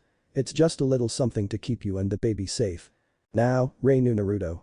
Naruto never did anything that could be called a little something, so she had to ask. What does it do? Naruto's face lit up as he was dying to explain his latest masterpiece to his wife. He had worked tirelessly on the necklace and used every single sealing art in his arsenal. Well, it has my Hiraishin marker, in case you lose the knife. Ray nodded, having predicted this. It also has seals on it, for both offense and defense, powered by a Senjutsu siphon seal. It was one of his greatest inventions. The necklace would draw natural energy from the environment to power itself, so Ray wouldn't need to do anything. What kind of seals? Naruto started bouncing up and down in his chair. He'd been waiting for this. There are barriers, chakra barriers as well as wind and sand barriers, and they are extremely strong. Even Kurama would need a couple of hours to breach them. He listed off the used as he counted them on his fingers. Oh, and only you can take it off, voluntarily. Ray's sweat dropped. Isn't that a bit excessive? Naruto gasped and laid a hand on his chest. Absolutely not. And that's not all. I've put some of Shukaku's chakra into it as well to strengthen it further. It'll also be key to your life force, so if you ever go into a critical state, it'll alert me so I can flash to you. Ray was getting more nervous as Naruto listed the characteristics of the necklace. Wasn't this necklace already the most secure piece of defensive equipment on the planet? And what about the offensive part? Naruto perked up. Oh, right. Clones. He nodded determinedly. Clones? Yup. I've also sealed 500 clones into it to be released on command or in case of an emergency. It also has about 6 taels worth of my yang chakra for healing and protection. Tell her about me too. Kurama prodded. It's not like he was particularly interested or anything, but Naruto had pestered him so much that he was left with no choice. Kurama didn't care for these humans and their affairs. Absolutely not. Oh, yes. A part of Kurama's chakra is also there to burn off any toxins or diseases. Seeing as this was about to go out of hand, Ray stopped Naruto by placing a hand on his cheek. Naruto, this is absurd. I'm not a child, you know. She admonished. But. If I wear this, I won't need to lift a finger to do anything. I'll never grow if I don't face challenges. She was hurt that Naruto didn't think she could take care of herself. He had her best interests in mind, but that didn't make it sting any less. Naruto was quick to retort. It's not like that, you know. He protested, I know you're strong, but this is just another tool to help you. If not for us, then what's the use of me learning so much Fuinjutsu? Hearing that calmed Ray down. She could see where he was coming from, and it was not to baby her or be overbearing. Oh. I thought that you gave me this because you thought I wouldn't be able to defend myself or something. She muttered. She loved him, but her pride was also immense. Much like her husband, Ray didn't like being underestimated. No, no, no. Naruto waved his hands around frantically, I always wanted to give this to you. The pregnancy just gave me a reason to complete it faster. He then turned serious and looked sternly at Ray. Let's face it, Ray-chan. Many people would like to hurt us by using those close to us. And there is no one more important to me than the both of you. He stroked her baby bump gently, making her blush. And we have to use every advantage we can get, you know. I suppose you're right. Ray reluctantly agreed, I'll only use it as a last resort, though, okay. She glared at him, leaving no room for argument. Yes, dear. Naruto nodded meekly, making her smirk in victory. If Ray wore the necklace, he would be very relieved. He wanted nothing more than to keep his precious people safe, and he had spent countless hours toiling over the necklace for that very purpose. It would go a long way to make sure no one close to him ever got hurt again. No. Ray whispered with wide eyes, clutching her stomach. Instantly, before she could blink, Naruto appeared at her side. What happened? He asked worriedly, checking Ray over for injuries. He was right across the hall when he heard her horrified whisper and dashed over immediately. Ray just turned her shocked gaze to him, making Naruto even more anxious. Naruto. What? Tell me. The baby. Naruto was practically vibrating in stress. Yes. The baby wants ramen. Ray clutched her head dramatically as she lamented her fate. No. Naruto face planted into the ground, his legs twitching in the air. He got up, rubbing his sore head. Is that it? I thought you were hurt, Ray-chan. He said in irritation. Ray was taken aback at his tone and looked at him, eyes glistening with tears. You're mad at me? She muttered timidly. I'm sorry. Naruto melted faster than a popsicle under a materasu. Of course not, sweetie. How could I ever be mad at you? He hugged Ray tenderly, making her sniffle against his shirt as she held him tightly. I was just worried, you know. You have nothing to be sorry about. He soothed, trying to calm down his distressed wife. Since Ray was well into her 7th month of pregnancy, her hormones and morning sickness had taken a toll on her. Not knowing what to do, Naruto had set dozens of clones to work and made them read every single pregnancy book under the sun. They mainly advised supporting your spouse and being understanding and empathetic towards their struggles. Understanding and empathetic were Naruto's middle names. Okay, I believe you. Ray nodded but didn't let him go. I'm tired, carry me. She mumbled into his chest as she tightened her hold on him. Naruto, being aware of the correct procedure, just lifted Ray into a bridal carry. She was already exhausted and snuggled into his embrace. I'll make you some nice hot ramen, Ray-chan. Would you like that? Ray affirmed sleepily in a small voice. Good. You wait here while I get it, okay? Naruto said as he placed her on their bed. As he prepared to leave, he felt a hand grabbing his shirt. He looked back to see Ray shaking her head rapidly. Ray-chan, I have to cook. No. Ray protested, stay with me. She didn't want to be alone right now, but she was also hungry. Her thoughts were all over the place, but she didn't want him to leave. But how will I? Please. Ray looked at him with wide gray eyes as her bottom lip trembled. For me? Of course. Naruto agreed with a smile while he sent a clone to make their food. When she looked at him like that, he really stood no chance. Naruto joined her on the bed as Ray cuddled up against him. Neither of them said anything as they lay there. Naruto stroked her hair while she tried to sleep. The silence was comfortable and safe as they merely basked in each other's company. Looking to see if she was asleep, Naruto found her breathing softly against his side with her eyes closed. Smiling fondly at the sight, he pecked the top of her head as he wondered how lucky he was to be married to someone as wonderful as Ray. Sleep well, Ray-chan, I love you. He whispered faintly, knowing that she was asleep. It didn't hurt to say it, though. While he was reminiscing, Naruto missed the slight smile which bloomed on Ray's face as she dreamt of pleasant tomorrows. Ugh. Hold on, you're almost there. Ag. How much more? Just a little, now push. The doctor said urgently as she sat in front of Ray. Ray, Naruto and the doctor were inside a hospital room, along with some nurses, and Ray was finally giving birth. When she had started feeling contractions, Naruto had called an ambulance to get her to the hospital. He could have gotten her there faster than the time it took him to make the call, but he didn't want to expose either Ray or the baby to such high speeds. They had some time to spare, anyway. You're doing great, sweetie. Just a little more, okay? Naruto soothed while he held Ray's hand. She just nodded tiredly and said nothing else. Naruto was channeling some of his yang chakra through his hand, which had a relaxing effect and made the delivery a lot easier for Ray. There was a silence in the room, which was broken only by the cries of an infant. Ray slumped in the bed, exhausted, and the both of them were smiling in anticipation. The doctor emerged with a small bundle, and Naruto had to cover his mouth with a gasp. Congratulations, it's a healthy baby boy. She said and handed him his child. Naruto took him tenderly into his arms, almost in awe at the little life he held. His son. He's so tiny. His son had his eyes closed and his nose was twitching cutely from time to time. It was the most adorable sight Naruto had ever seen. In his mind, Kurama was also watching intently. He wouldn't show it, but the fox was just as excited for the arrival of their new family member. However, his pride wouldn't allow him to say so. Congratulations, Naruto. Naruto walked over to Rei, who was beckoning him to give her the baby. He gently passed his son to his wife and relished in how her face brightened and shone with love. He was the luckiest man alive at the moment, and the two people in front of him were his everything, along with Kurama, of course. Rei was holding her son, their son, with all the love she could muster. He was so cute, all swaddled up in his white blanket and sleeping softly. The child was a healthy weight with faint whisker marks on his cheek and a full head of deep red hair. And Uzumaki, through and through. "Oh, I got some dust in my eyes," Naruto muttered as he wiped his eyes of dust while he let out a few sniffles. "It even got into my nose, you know." He weakly tried to defend himself, but the doctor and Rei just smirked knowingly. "I'll leave you guys to be alone, and a nurse will be by later with some food."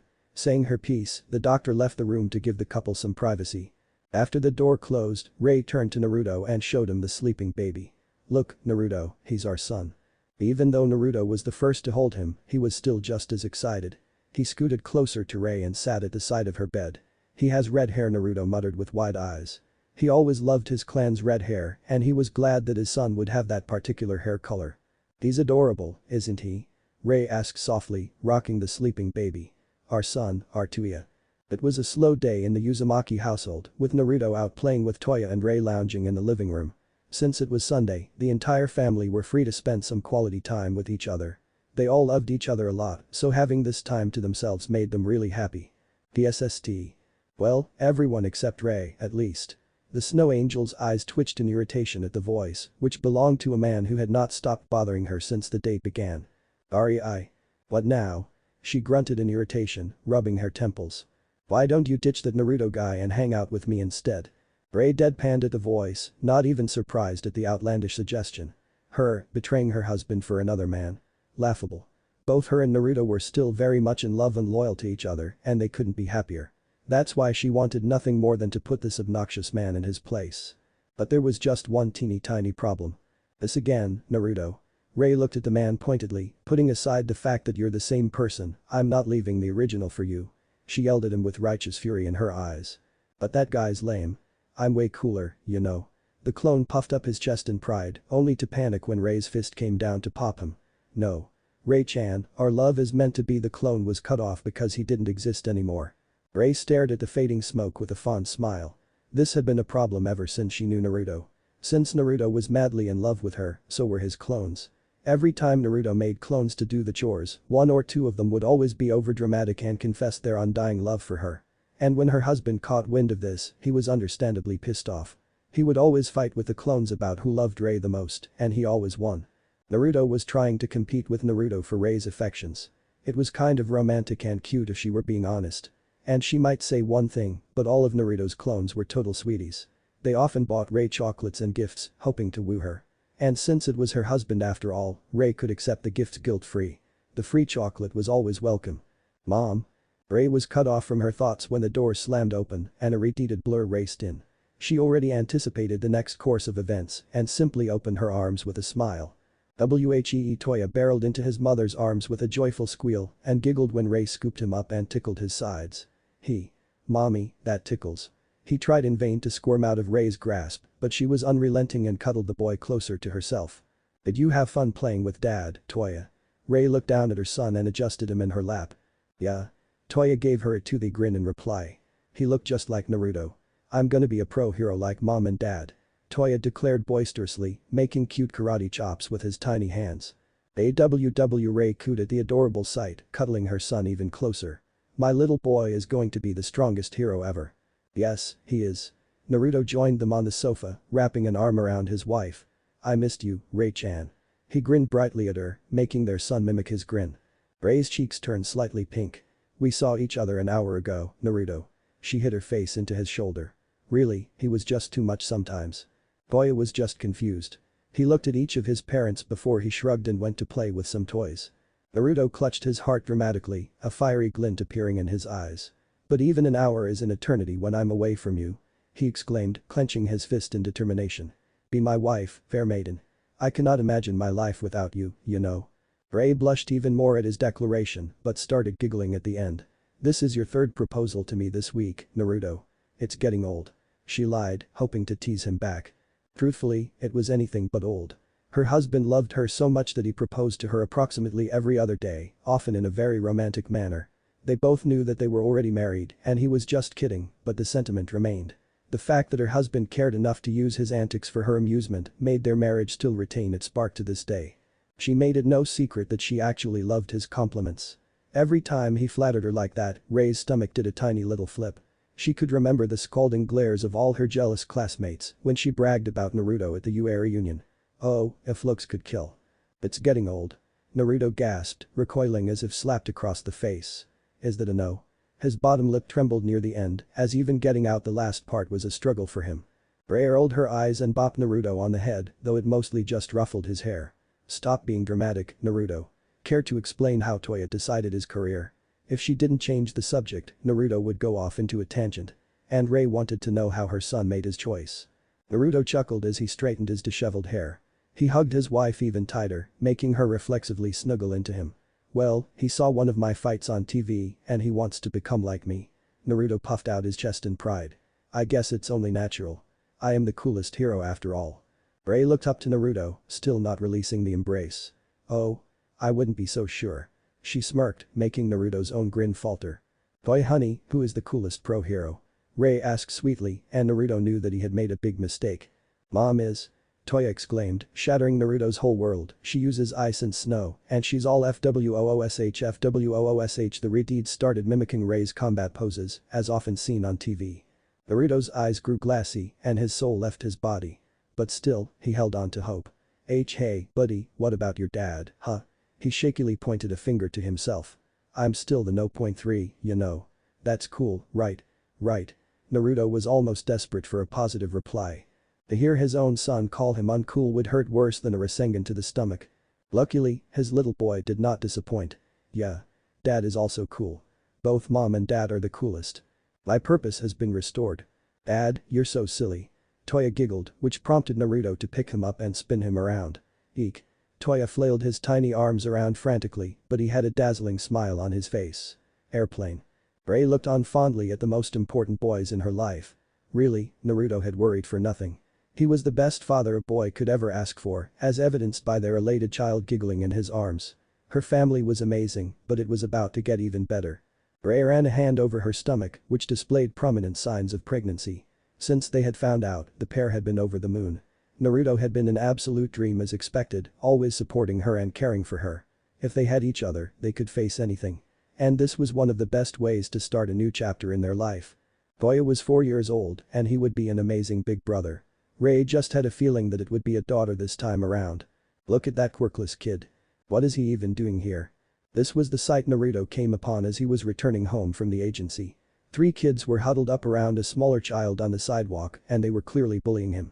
Even though Naruto was off the clock, he wasn't going to let that stop him from helping someone in need. Hey, what's going on here? Naruto called out to them loudly, making a few people look their way. One of the kids, a black-haired boy with bad ears, turned angrily to retort. What's it to ya, old ma? His eyes widened upon seeing who he had disrespected and he started shivering where he stood. Maelstrom. On hearing that name, the other 2 bullies turned around quickly, their faces going pale as well. By now, a crowd had gathered to observe the scene. They had all seen the bullying take place, but none had stepped in to help. Now, however, they were all taking out their phones and recording the incident. Were you 3 just bullying that kid? Naruto asked sternly, pointing to the victim. He was an unassuming brown-haired boy, probably why they were picking on him. May I ask why? One of the bullies gained some courage, hoping that the hero would agree with him. This quirkless was just getting in our way. He glared at the boy, who shrunk in on himself.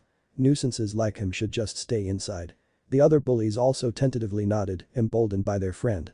The one who had spoken had hoped that since Naruto was a powerful quirk user, he would understand their actions.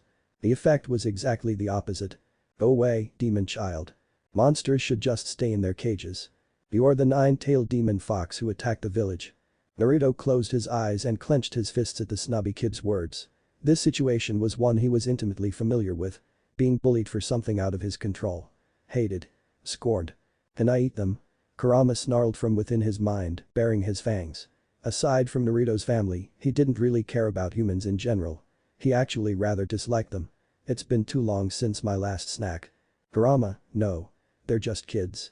Naruto tried to placate the fox, they just need someone to set them straight. In the real world, Naruto knew that he had to be delicate with the kids. They were very impressionable, and words from someone influential like him could easily correct their bad behaviors. Deciding to try a different approach, Naruto looked at the one who had spoken.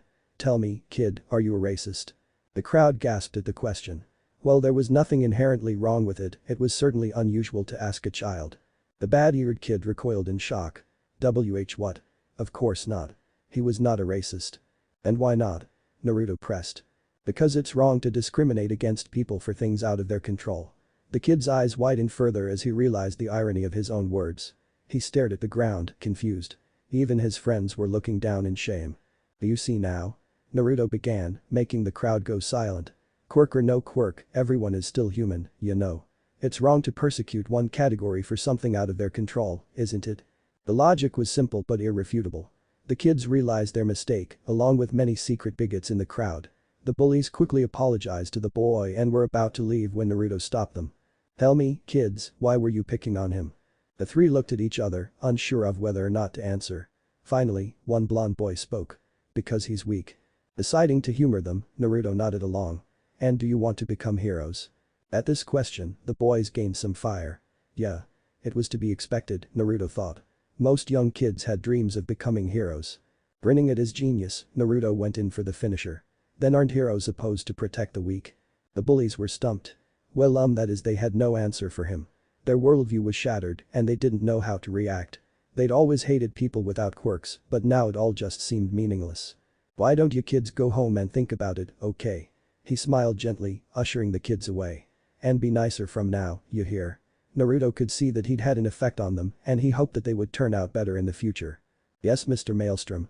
Naruto chuckled at the determined voices. Heh. Youngsters. As he was about to leave, he realized that the crowd still hadn't left. Since he was still ticked off from the earlier incident, Naruto decided to vent at the people. You all should be ashamed of yourselves, you know. The onlookers flinched, a child was being bullied and no one stepped in. Children not intervening, I can understand. But adults? He scoffed in disdain, I'm disappointed. The crowd felt strangely guilty, like a child being disciplined by their parents. But Naruto wasn't done. Moral of the story. Bullying someone just because they don't have a quirk is stupid and adults need to set a good example. It's really not that hard, you know. Having said his piece, Naruto disappeared in an orange flash.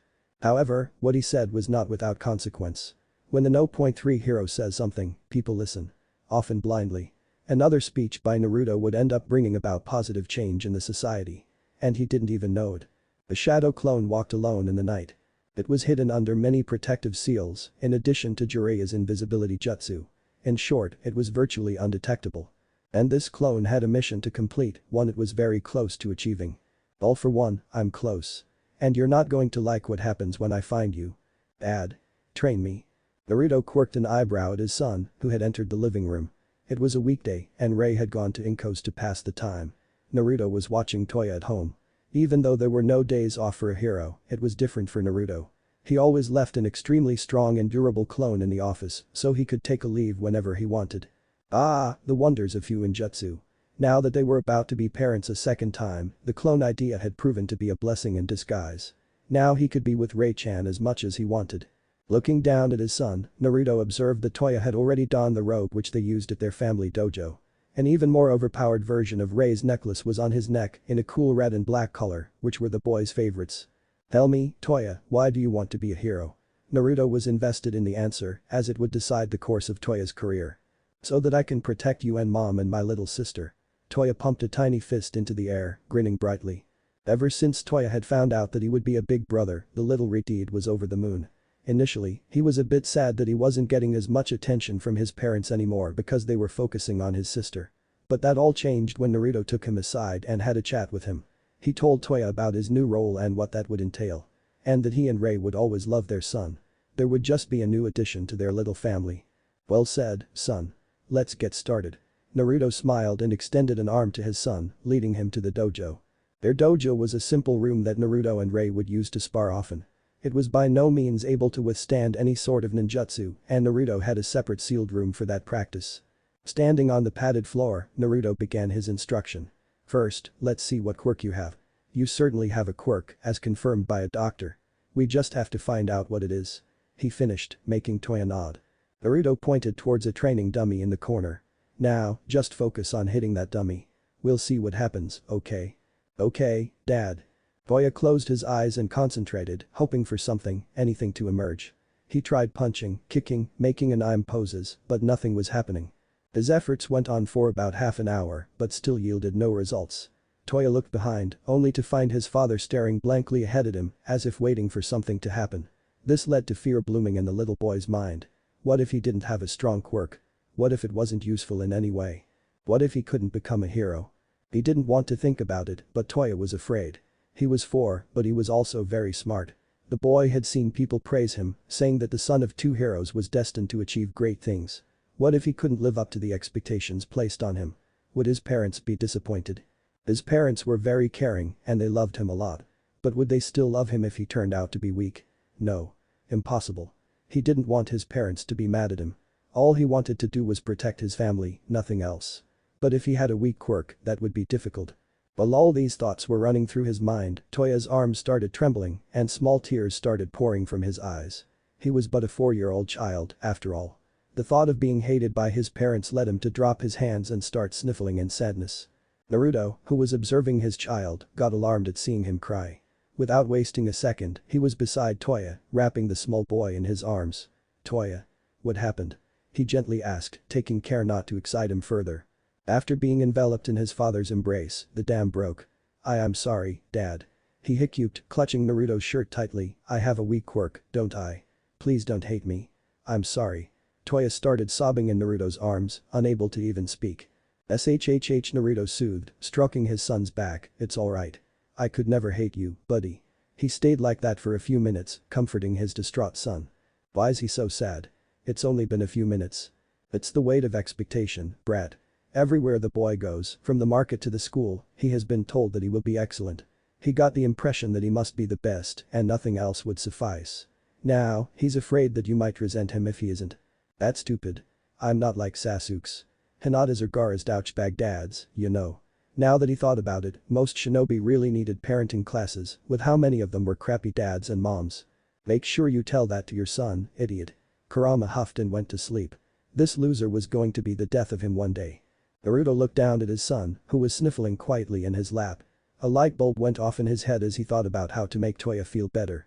Toya, did you know that I was the dead last student in my class? Toya's head snapped up at this information, all tears forgotten. Really? The small voice with which he spoke reminded Naruto to cheer his son up quickly. Yep. He nodded, scratching the back of his head sheepishly. I couldn't even pass the final exam, you know. I just passed because of a technicality. Well, somewhat a lie, it wasn't what mattered at the moment. What? But you're so strong, Dad. Toya was now invested in the story, making Naruto grin. I am, now. But back then, I was the weakest out of everyone. But you know how I got strong? Toya rapidly shook his head. How? How? Naruto smiled and ruffled his head, making the redeed pout. Because I trained. I never gave up and I trained until those who thought I was weak had no choice but to acknowledge my strength. And I'll help you do just that. Naruto gave him a grin and a thumbs up, which had motivated countless people who had lost their fire. Seeing Toya deep in thought, Naruto continued. Now, how about you try again, huh? At his fearful look, Naruto patted his head. And remember, no matter your quirk, I'll always love and support you. His words filled Toya with some determination and he shakily got up on his feet to try again. Facing the dummy, Toya closed his eyes and focused, this time concentrating on what his dad had told him. What emerged from the boy's hands was not something Naruto had expected in a million years. Naruto knew that Toya had chakra, but it wasn't as versatile as a shinobi's was. It would probably manifest as his quirk, like some sort of Kekkei Genkai, but he would not be able to use jutsu. Along with Rei's ice quirk, Toya was sure to be powerful. But he hadn't expected this. And neither had Kurama, if the words he whispered in awe were to be considered. Matatabi. Lalale.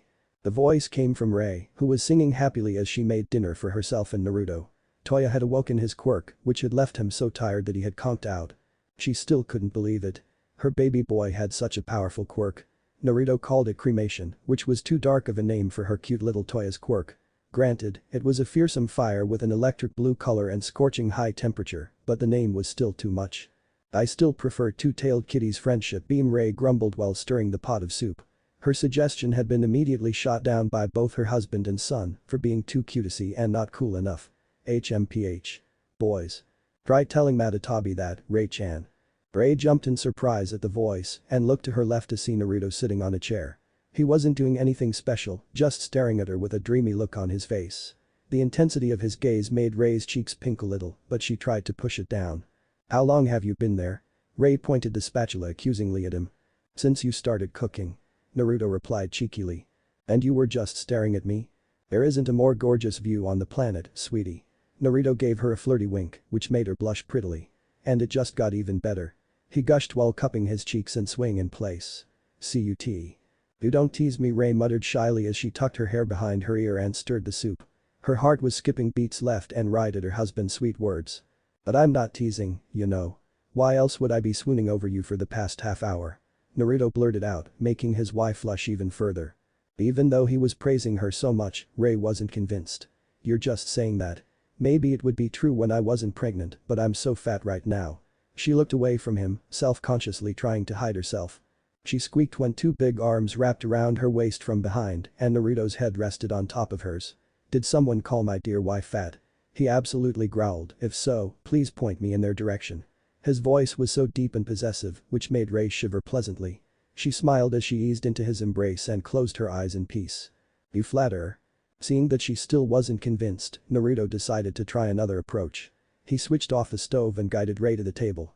He sat down on a chair and plopped Ray down on his lap. She looked even more flustered and adorable at the sudden action, but Naruto had a mission to accomplish. Observe. After having spoken, Naruto crossed his fingers and exerted some chakra. In a puff of smoke, two shadow clones appeared in the kitchen. They looked around a bit before seeing Ray sitting on Naruto's lap, pouting with puffy eyes. Hey. One clone whispered to the other, pointing at Naruto and Ray. What's Ray-chan looking so sad for? I dunno, man. The other clone shrugged his shoulders, but I'm gonna try to cheer her up. Ha. Why the hell do you get to cheer her up? The first clone glared and pointed a finger at him. I want to talk to Ray-chan. As if some loser deserves to talk to my snow angel. The second clone scoffed, she's original's wife, but I'm most like the original. You wish. You wanna go? Bring it. Both the clones then looked at Ray, and their scowls morphed into sheepish smiles. They scratched their necks identically and blushed. Cheer for me, Ray-chan. I'll pop that guy in no time. Upon hearing the other, they got angry again and started fighting in a comical smoke cloud. Ray, who was observing the whole altercation, could only hide her face in the crook of Naruto's neck in embarrassment. What was that, Naruto? Naruto dispelled the clones and grinned at his wife, who was in a much better mood. Just showing you how all versions of me are hopelessly in love with you, dear. He gently kissed her forehead, making a soft smile bloom on her delicate features. You're the most beautiful woman in the world, Ray-chan. Believe it. And in 50 years, even when we're both old geezers, you'll still be the prettiest girl to me. He then uttered the words which Ray had unknowingly wanted to hear. It's a promise of a lifetime. Ray's heart filled up with love and her eyes were misted with tears. Her hormones were being weird again, but as always, Naruto was there to love her, support her and care for her. He had even created a new type of clone, just so he could spend as much time with her as possible. He left no stone unturned in taking care of her, didn't let her lift a finger for anything. He spoiled her, plain and simple, even when she wasn't pregnant. But it came from a place of love, and what wife didn't want to be pampered by her husband? Her very loving, very handsome husband. I love you, Naruto. Thank you for putting up with me. She looked up at him, I know I've been all over the place lately, and… She was cut off when Naruto put a finger on her lips. She tried to speak again but stopped when Naruto simply said. I love you too, Ray. Believe it. Ray understood the sentiment and shifted on his lap so that she could snuggle more into her husband's warmth. She was blushing so much that steam was pouring from her ears, but there was a brilliant smile on her face. Ray had nothing to worry about. She had the best husband anyone could ask for. She might not proclaim it as loudly as Naruto did, but she never hesitated to let him know that she loved him. I still think Two-Tailed Kitty's friendship beam is better, she grumbled into his shoulder, tightening her hold on him.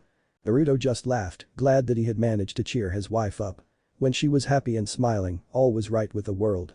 And Naruto would do everything in his power to protect that smile. Wha? Fuhehehe. Bagoo. That's the cutest thing I've ever heard, believe it. What is he up to now? Ray thought with a sweat drop, watching Naruto play with their daughter. He wasn't even playing, just observing Fayumi and delighting in every little sound she made. Not that she could blame him. Fayumi was just the cutest thing ever. Just as cute as Toya was at that age.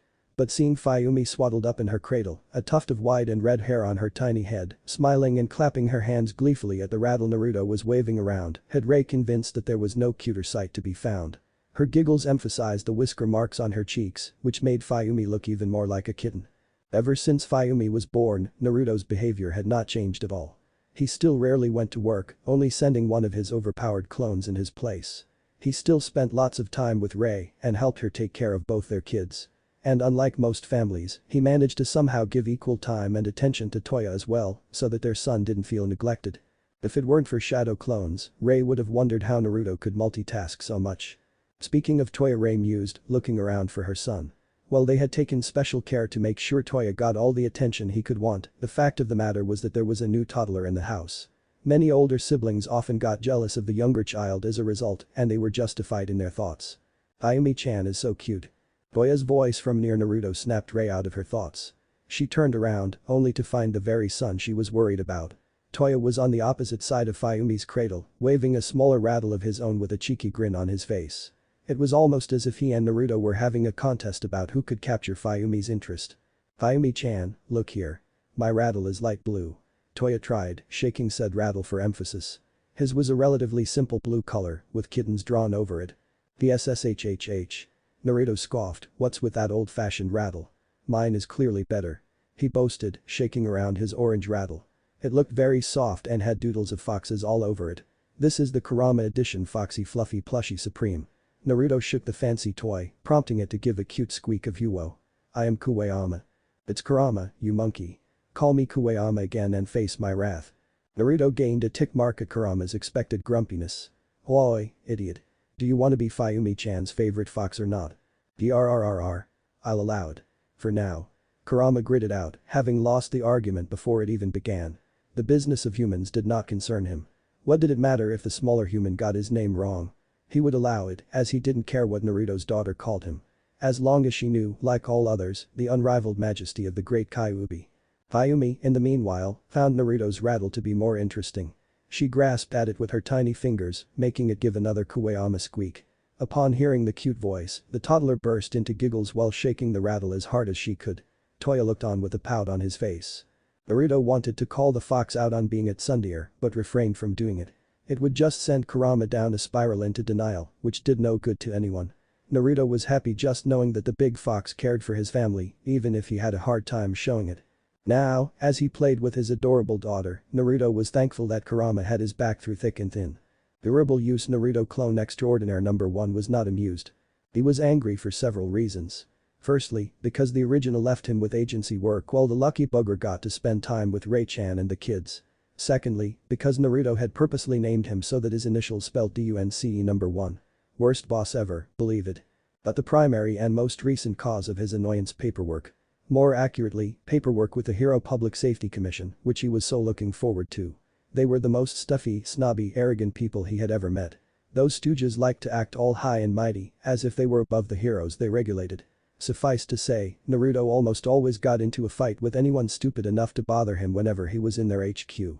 He never was one for public manners and all that complicated stuff. While generally very polite and friendly, Naruto had nothing but disdain towards the HPSC. He could see that the commission was doing precious little to tackle various issues it was supposed to, quirk bias being one of them. It was Naruto who had been responsible for eradicating much of the bigotry against the quirkless. His heated speech to the crowd some years ago, along with many public statements since then, had done what the HPSC had refused to do. This was why Naruto disliked those coots with a passion. And since he was very popular and strong, there was little they could do to harm him. Stupid old farts, he grumbled, signing and stamping the documents which he had to submit.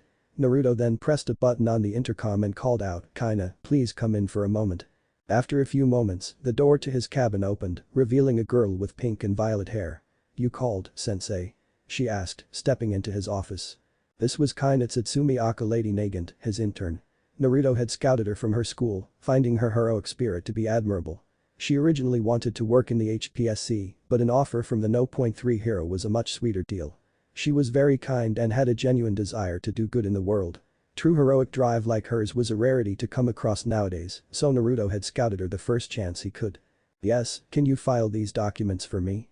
Naruto asked sheepishly, gesturing to the massive stack of papers. "I got bored, you know." Kaina sweat dropped. Sensei, just because I'm your intern doesn't mean I like doing this boring work. She grumbled, crossing her arms. Kinda wanted to be out there fighting villains, not waste time doing pointless paperwork. She was much like Naruto in that regard. Naruto raised an eyebrow, which made Kina's face pale. Oh ho. Do I hear someone asking for more remedial training? He closed his eyes and smiled brightly, imitating Kakashi-sensei. And no. Kina blurted out, immediately regretting her words. Paperwork is important. I will do it with utmost diligence. She saluted him robotically, picked up the documents and disappeared as fast as she could. She didn't need more training at all. Sensei's existing routine was diabolical as it was, best not to push her luck. Seeing his intern bolt out of his office, DUNCE number 1 gained a soft smile on his face. Heh. She's a good kid. She'll become a great hero in the future. I'll make sure of it. Naruto then set about doing the remainder of his work, which was mainly bragging to All Might that Naruto got the better intern. While he had no problem with Night Eye, Naruto felt the kid was rather serious for his age. And Night Eye himself was somewhat wary around Naruto because apparently Naruto's fate wasn't set in stone or some jargon he didn't understand. Maybe a nice old prank would loosen him up. Back at home, the real Naruto was washing the dishes along with Ray. Since it was night, the kids were asleep and they were cleaning up after dinner. Ray had cooked a delicious fish curry, which Naruto had eaten 4 bowlfuls of. It wasn't his fault that his wife made such tasty food. As good as ramen, Naruto mumbled, unaware that he was thinking out loud. What was that? Ray asked, scrubbing a bowl in the sink. Huh? Wah? Naruto snapped out of his thoughts, almost dropping the plate he was washing. Ray shook her head fondly. He was the best ninja in the world and he was still so clumsy. I asked what you were mumbling to yourself. Nothing special, Naruto shrugged, just that today's curry was almost as good as ramen. He then looked to the heavens, wishing for a ramen lottery. You say that about everything I cook, Naruto, Ray mumbled, keeping her bowl to dry and taking the next one. Because it's true, you know.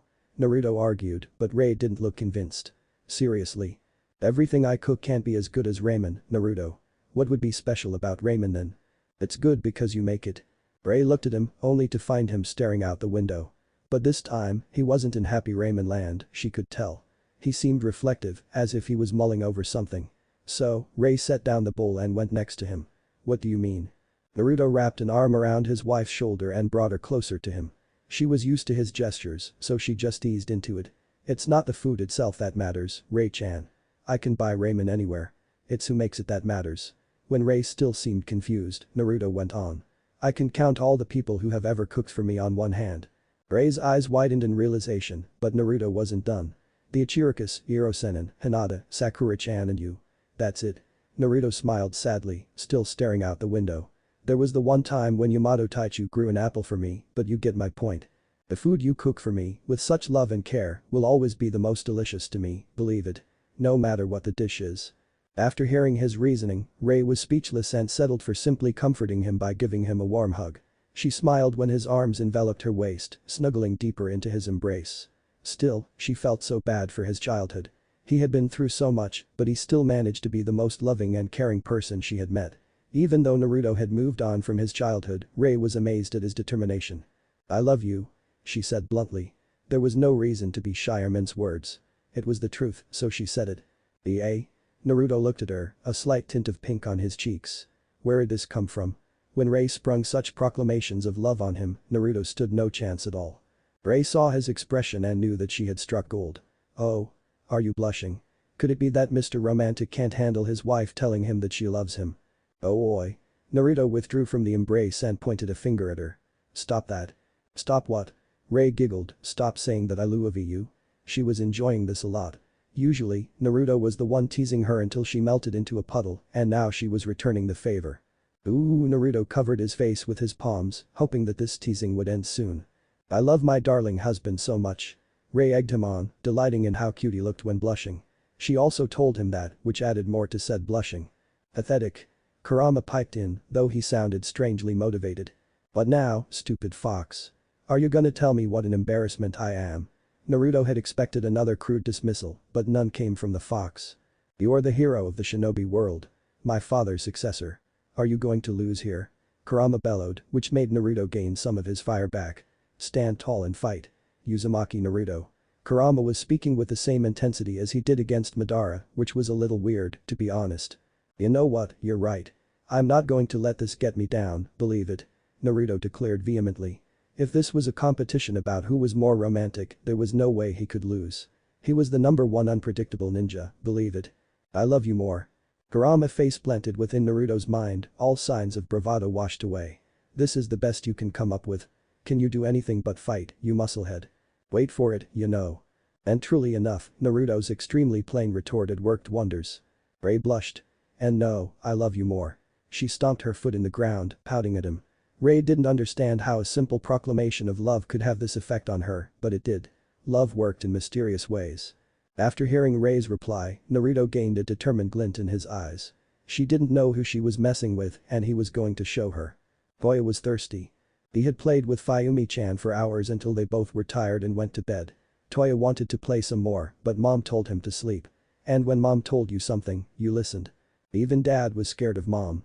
So, when he woke up wanting water, he went downstairs into the kitchen to get some.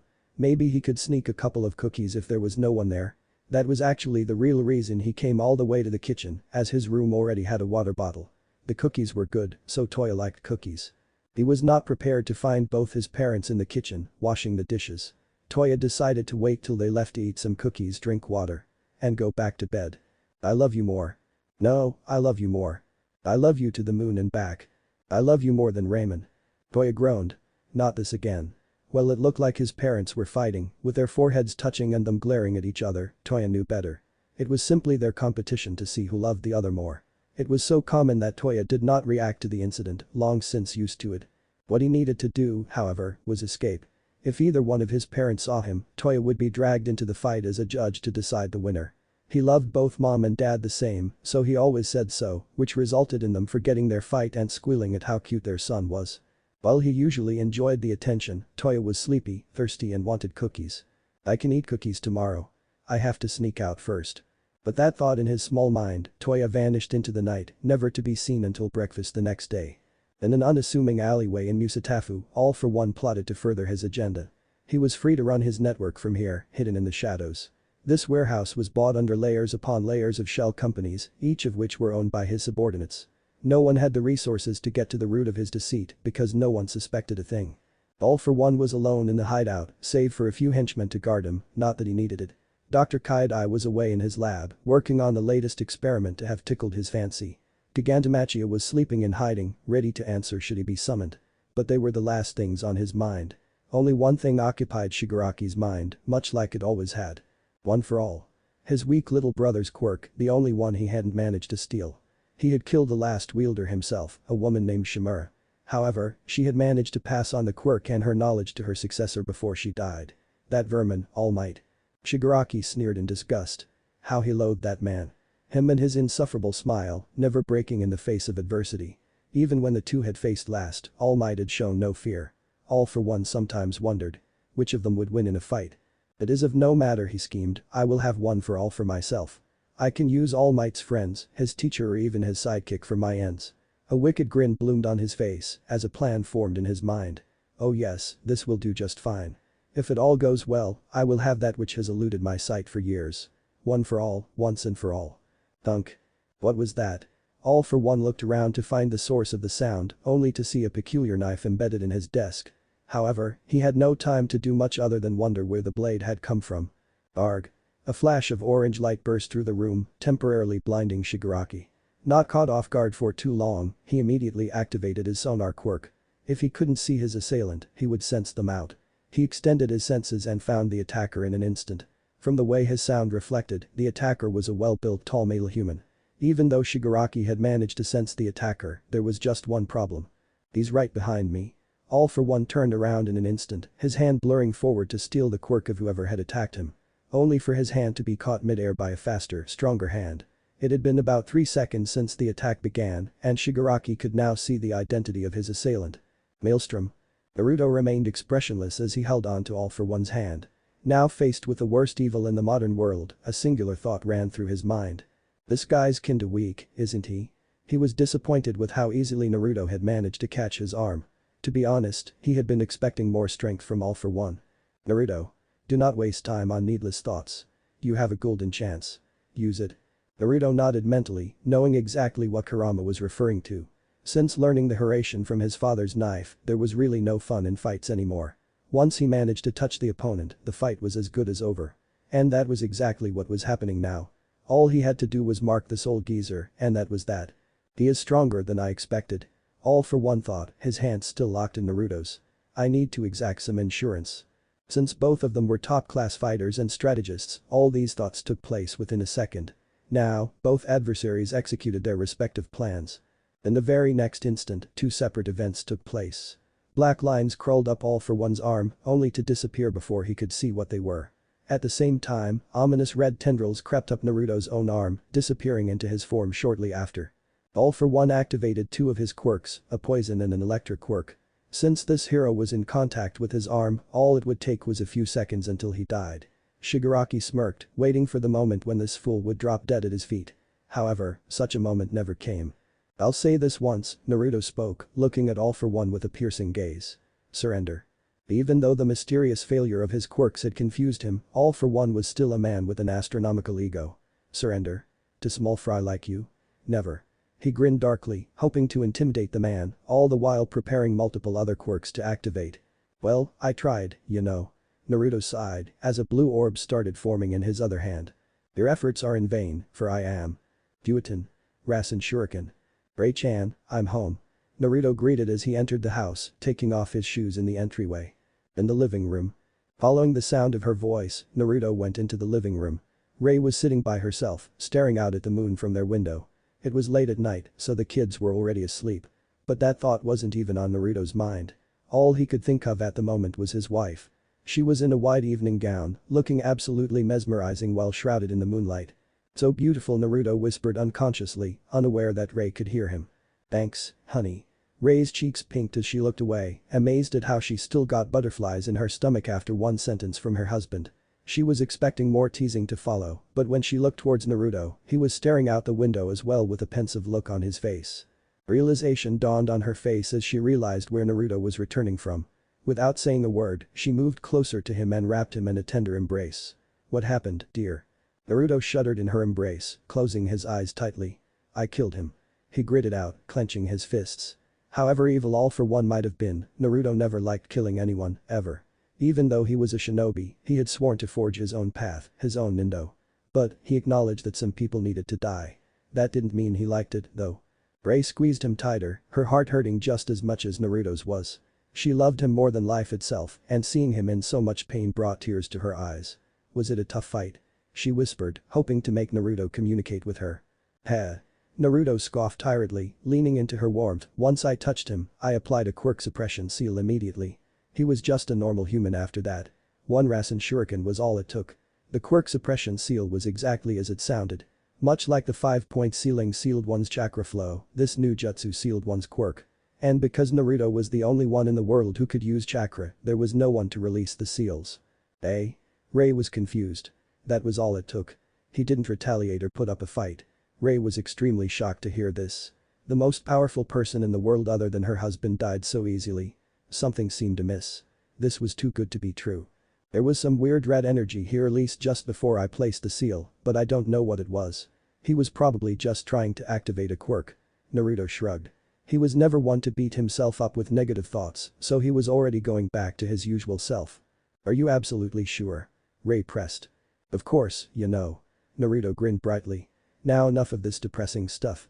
I want to cuddle with my lovely wife, believe it. With a cheerful whoop, he scooped up his wife in his arms and squeezed her tightly towards him. Meep. And Naruto. H. All for One awoke with a gasp. He felt his face for injuries, recalling the phantom pain of the devastating attack he had suffered. After coming to his senses, he looked around him, only to find a massive dark cavern. Oh ho. So, this is Maelstrom's mind. He hummed, stroking his chin. I can wait for my chance here. Looking back, it was his intuition that had saved him. Somehow, Maelstrom had an ability that negated all of his quirks. Had Shigaraki not been in a fight, he would have surely been salivating at such a powerful quirk. It was what killed his body, after all. He was glad that Kaidai had given him a copy of his main quirk, All for One. It was this copy which he had instinctively bestowed upon Maelstrom, right before his quirks were negated. And what a great move it was. This was a golden opportunity if there ever was one. Now, whenever Maelstrom was at his weakest, All for One would take over his consciousness. Shigaraki grinned maliciously, ugly schemes taking shape in his twisted mind. He would use Maelstrom's form to destroy everything he held dear as punishment for opposing him. And all the while, he would keep Maelstrom's mind alive. He would make him watch. He would. What is this germ doing in my den? All for one froze. After hearing the deep voice behind him, Shigaraki felt an emotion that he had long since thought lost. Fear. Slowly, carefully, he turned around. He immediately wished he hadn't. What is this monster? The height of a mountain, towering over him, making him feel smaller than he ever had in his life, was some kind of giant fox. 9 tails of the same color as its fur, swaying hypnotically behind its back. A maniacal, bloodthirsty sneer was on its face, which went perfectly with its eyes. Crimson and slitted, they looked like the bottom of the abyss into hell. You seem to have frozen. No matter, my majesty is not something common folk can handle after all. Kurama guffawed, taking sadistic delight in terrifying the little insect which dared to invade Naruto's mind. But it wasn't that Kurama cared about Naruto or anything. It was just a matter of pride. Yes, pride. What a disgrace it would be if someone else controlled Naruto under his watch. It was the only reason Kurama was helping, nothing else. You know, when I saw Naruto inventing all those new jutsu, I came up with something of my own. Kurama released his killing intent, terrifying Shigaraki even further. And you get the honor of being my audience. All for one was too scared to even move, let alone contemplate his situation. It wasn't as if the fox was all that scary, however. It was his subconscious. The simple fact of meeting a predator of overwhelming power was enough to trigger the weaker creature's defense mechanism. Stop moving and hope that you get spared. Kurama was getting bored of this trash, so he decided to stop playing with his food. He gave a fang grin and unleashed his own original jutsu. Moving his hands around in nonsensical motions, Kurama uttered the last words all for one would ever hear. Kurama's secret jutsu. Snack time. It was another lazy afternoon at the Uzumaki household. Since all for one had been defeated, villain activity had mostly tapered off and reached a stable low. Some Yakuza gangs had filled the power vacuum, but they were a necessary evil and preferable to the supervillain. The shy Hasakai boss was leagues better than Shigaraki, as the old man actually followed a code of honor. However, all those matters were of no importance right now. Naruto was currently occupied in one of the most important events he had ever been asked to attend. Do you want some more tea? That was, of course, Fayumi-chan's tea party. His adorable daughter had just gotten into the fad of tea parties and Naruto was her dad, so he had a standing invitation. Most fathers would be reluctant to join their daughters on a generally girly occasion, but not Naruto. Not at all. Yes, please, Madam Fayumi. Naruto held his small pink teacup close to his daughter, making her burst into a bright smile. Okay, Papa. But you need to drink it slowly, okay? It's hot. Fayumi instructed him, instructively waving her finger around. She was all dressed up for her tea party, wearing a frilly blue dress which Ray had picked out for her. She could not keep a smile from her whiskered cheeks as she served her papa some more tea. Naruto shot off a mock salute. Yes ma'am, he barked, making his daughter giggle. Naruto decided not to mention that the kettle she was using was filled with warm water, which would ruin the moment spectacularly. It would be foolish to give hot tea in the hands of a toddler, after all. Fayumi nodded happily and moved on to serve tea to the rest of the members. Of course, Naruto wasn't the only one who was present.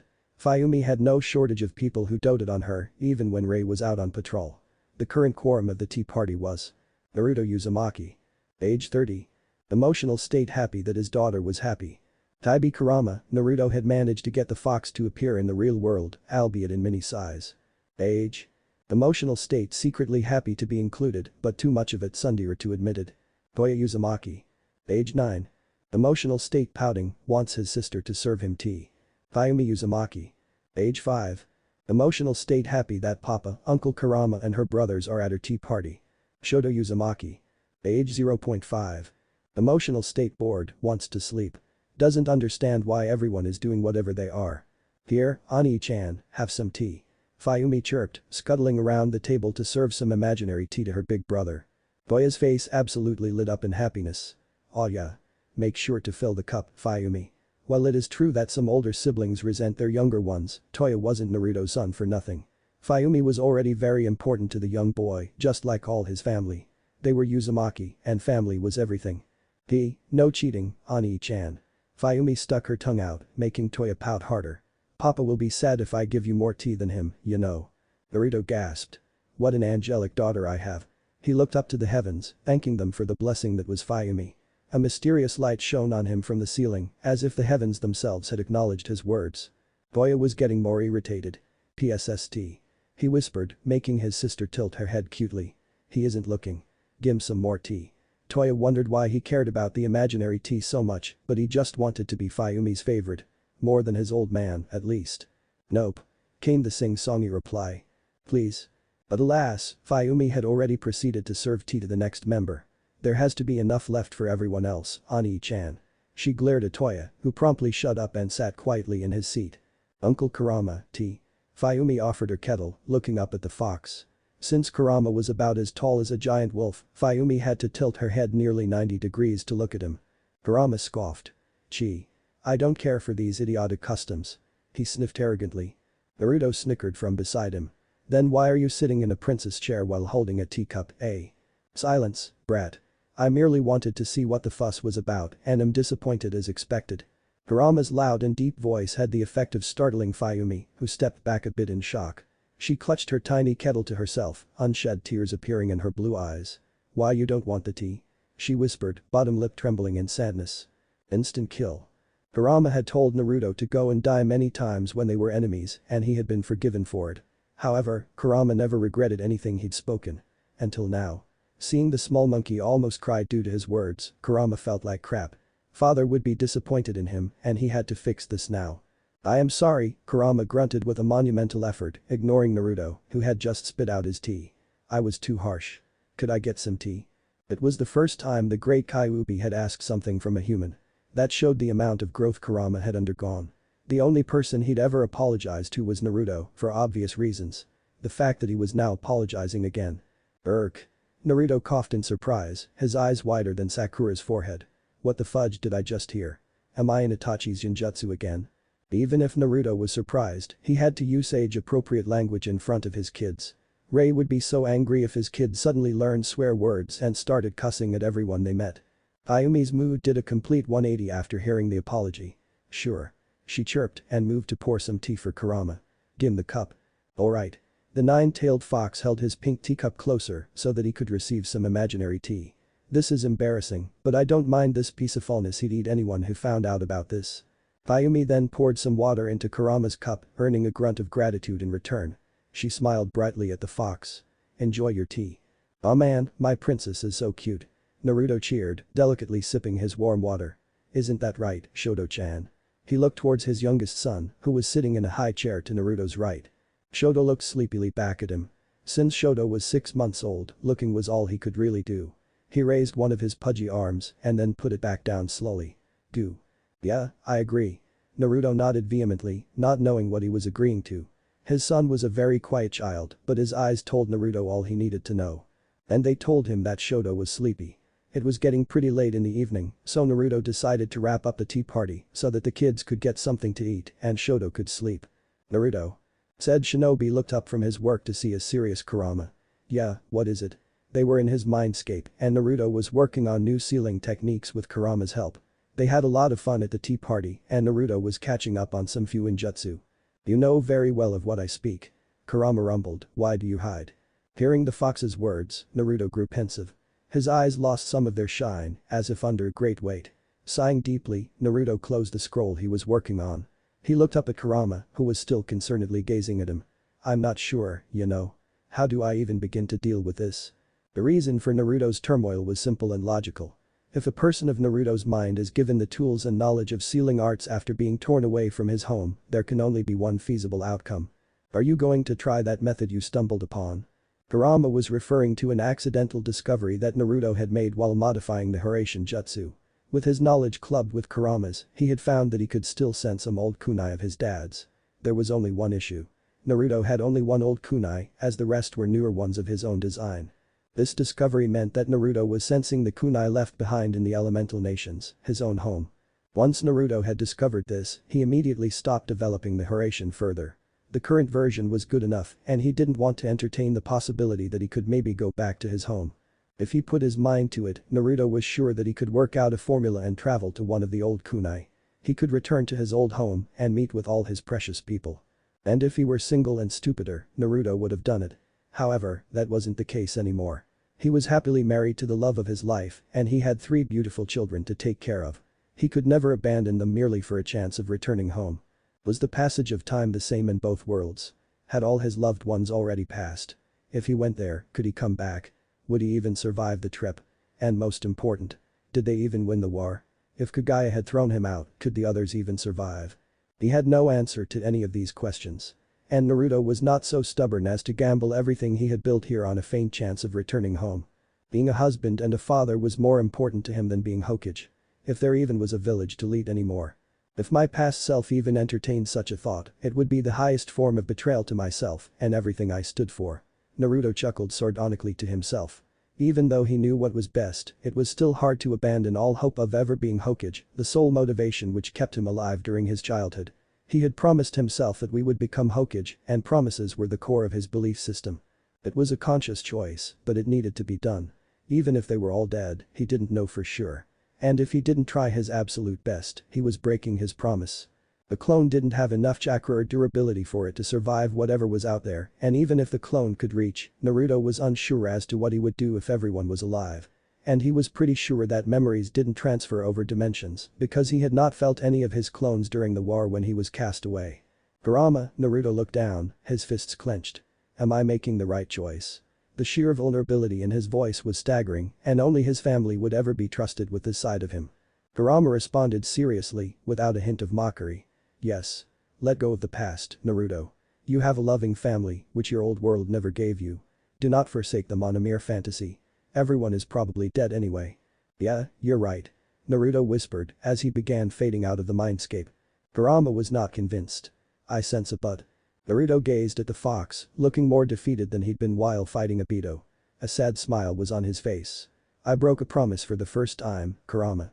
I desecrated my ninja way. Just as he faded away completely, Kurama could have sworn that he saw a tear drip from Naruto's eye. Now left alone with his thoughts, Kurama curled up in a ball and went to sleep, not willing to display his obvious concern for his partner. You're making the right choice, Naruto. Family is more important than anything. I wish I'd known this sooner. Kurama too regretted not being closer with his siblings, but with being cast away by Kagaya, they were probably long gone. His words rang throughout the empty space, lost to the whispers of silence. There's some good chocolate on sale. Ray hummed, holding a newspaper in hand. She had just gotten back from her patrol and was taking a relaxing break.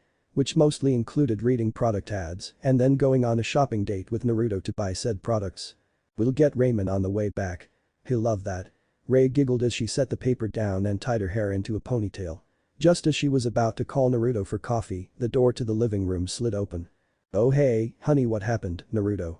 Ray began with a smile, but quickly tapered off into an alarmed expression upon seeing her husband. More specifically, the tears running down his cheeks. Ray knew that her husband was one of the strongest-willed people alive. He very rarely cried, apart from important moments like the births of their children. And even then, those were happy tears. These were most definitely not, which meant that something was horribly wrong. Oh, Ray. Naruto muttered, trying in vain to wipe his tears. You're home sooner than usual. He tried to give a smile, but the whole picture looked so wrong with the absolutely broken expression he held on his face. Naruto. What happened, are you okay? Are the kids okay? Ray was now on her feet, anxiously awaiting an answer.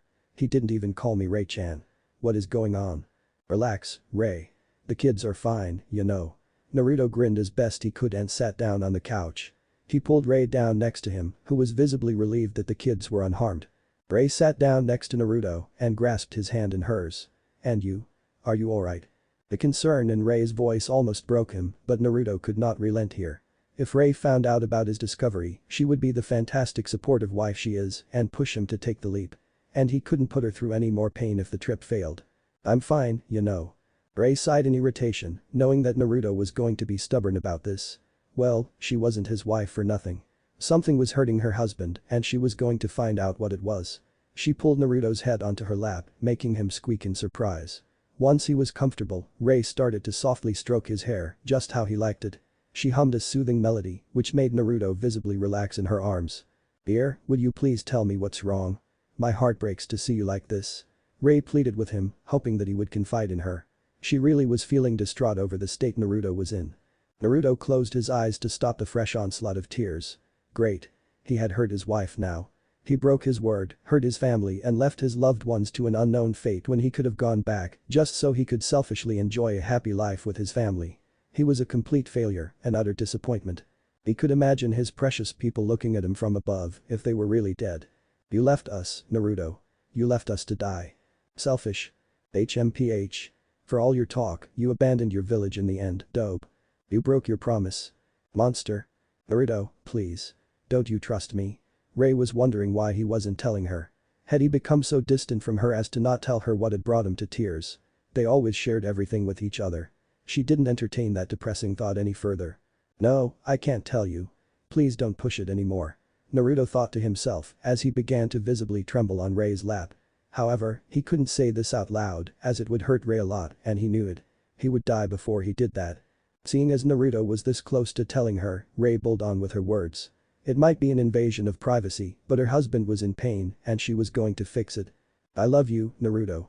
I will always be with you and I hope you know that.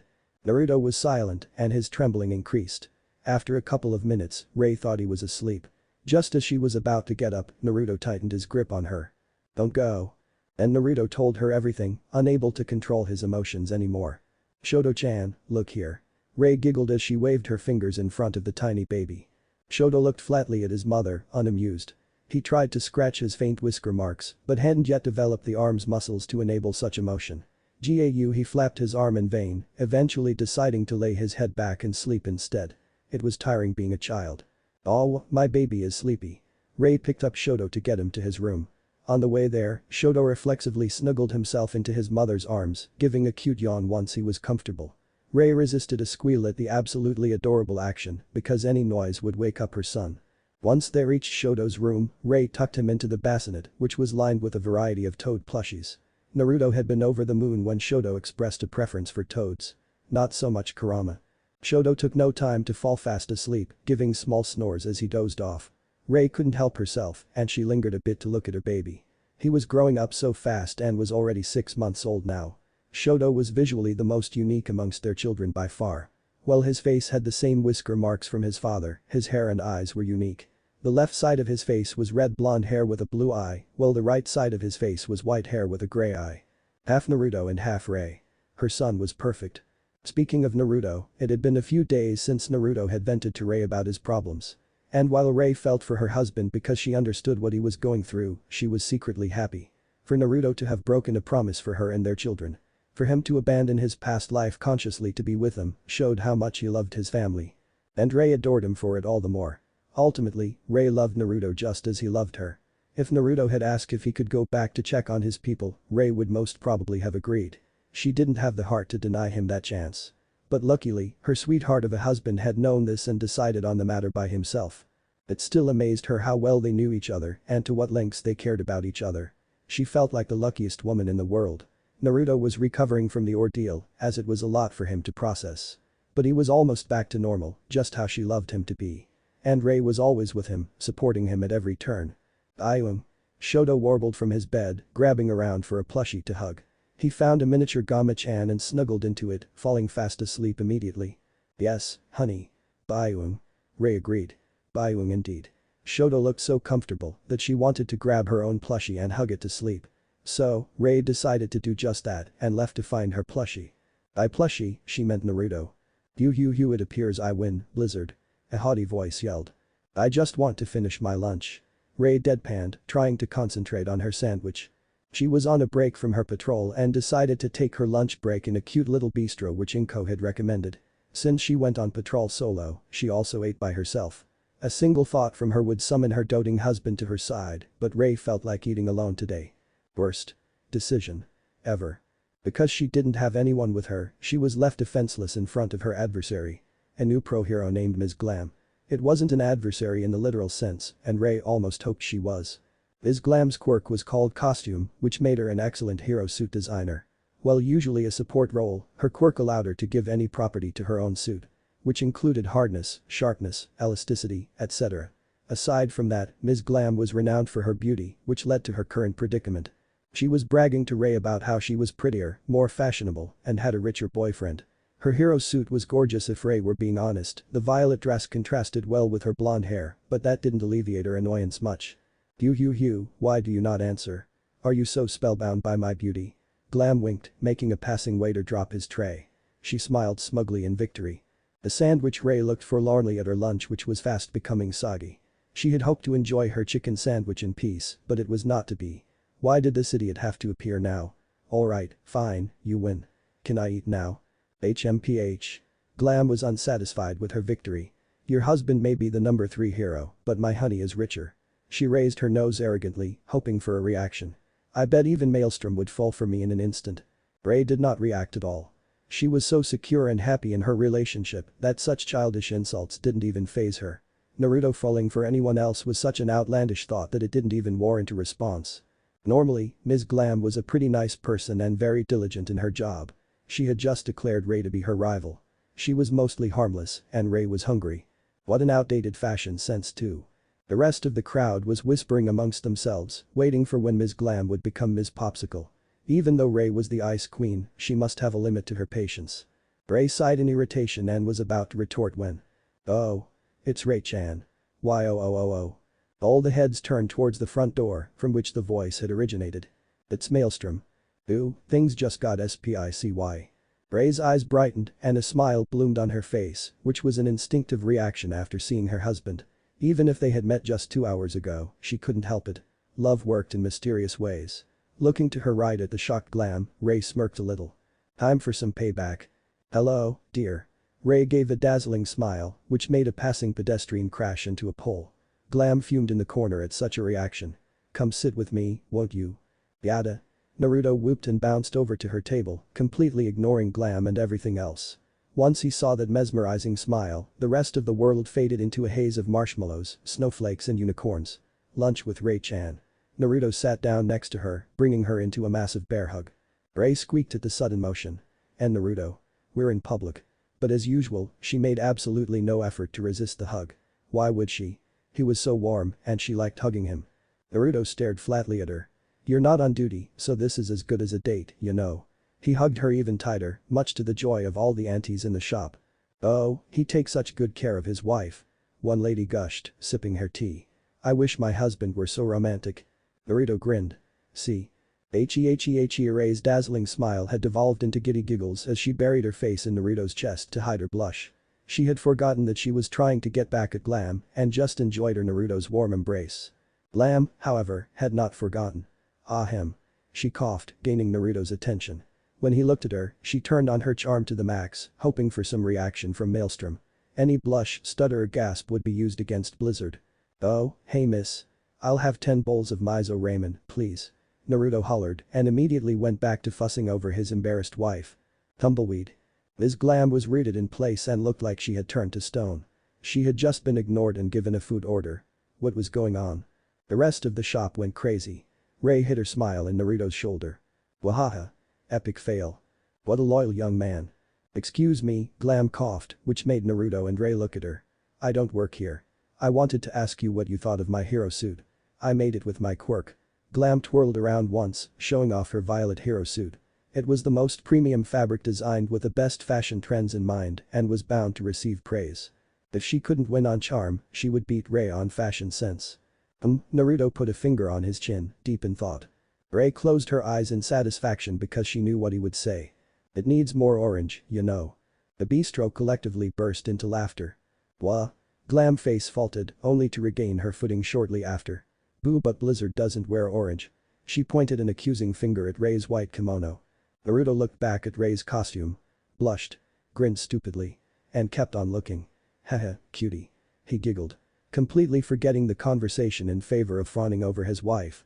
Ray's face pinked and she swatted Naruto on the arm. Don't get distracted.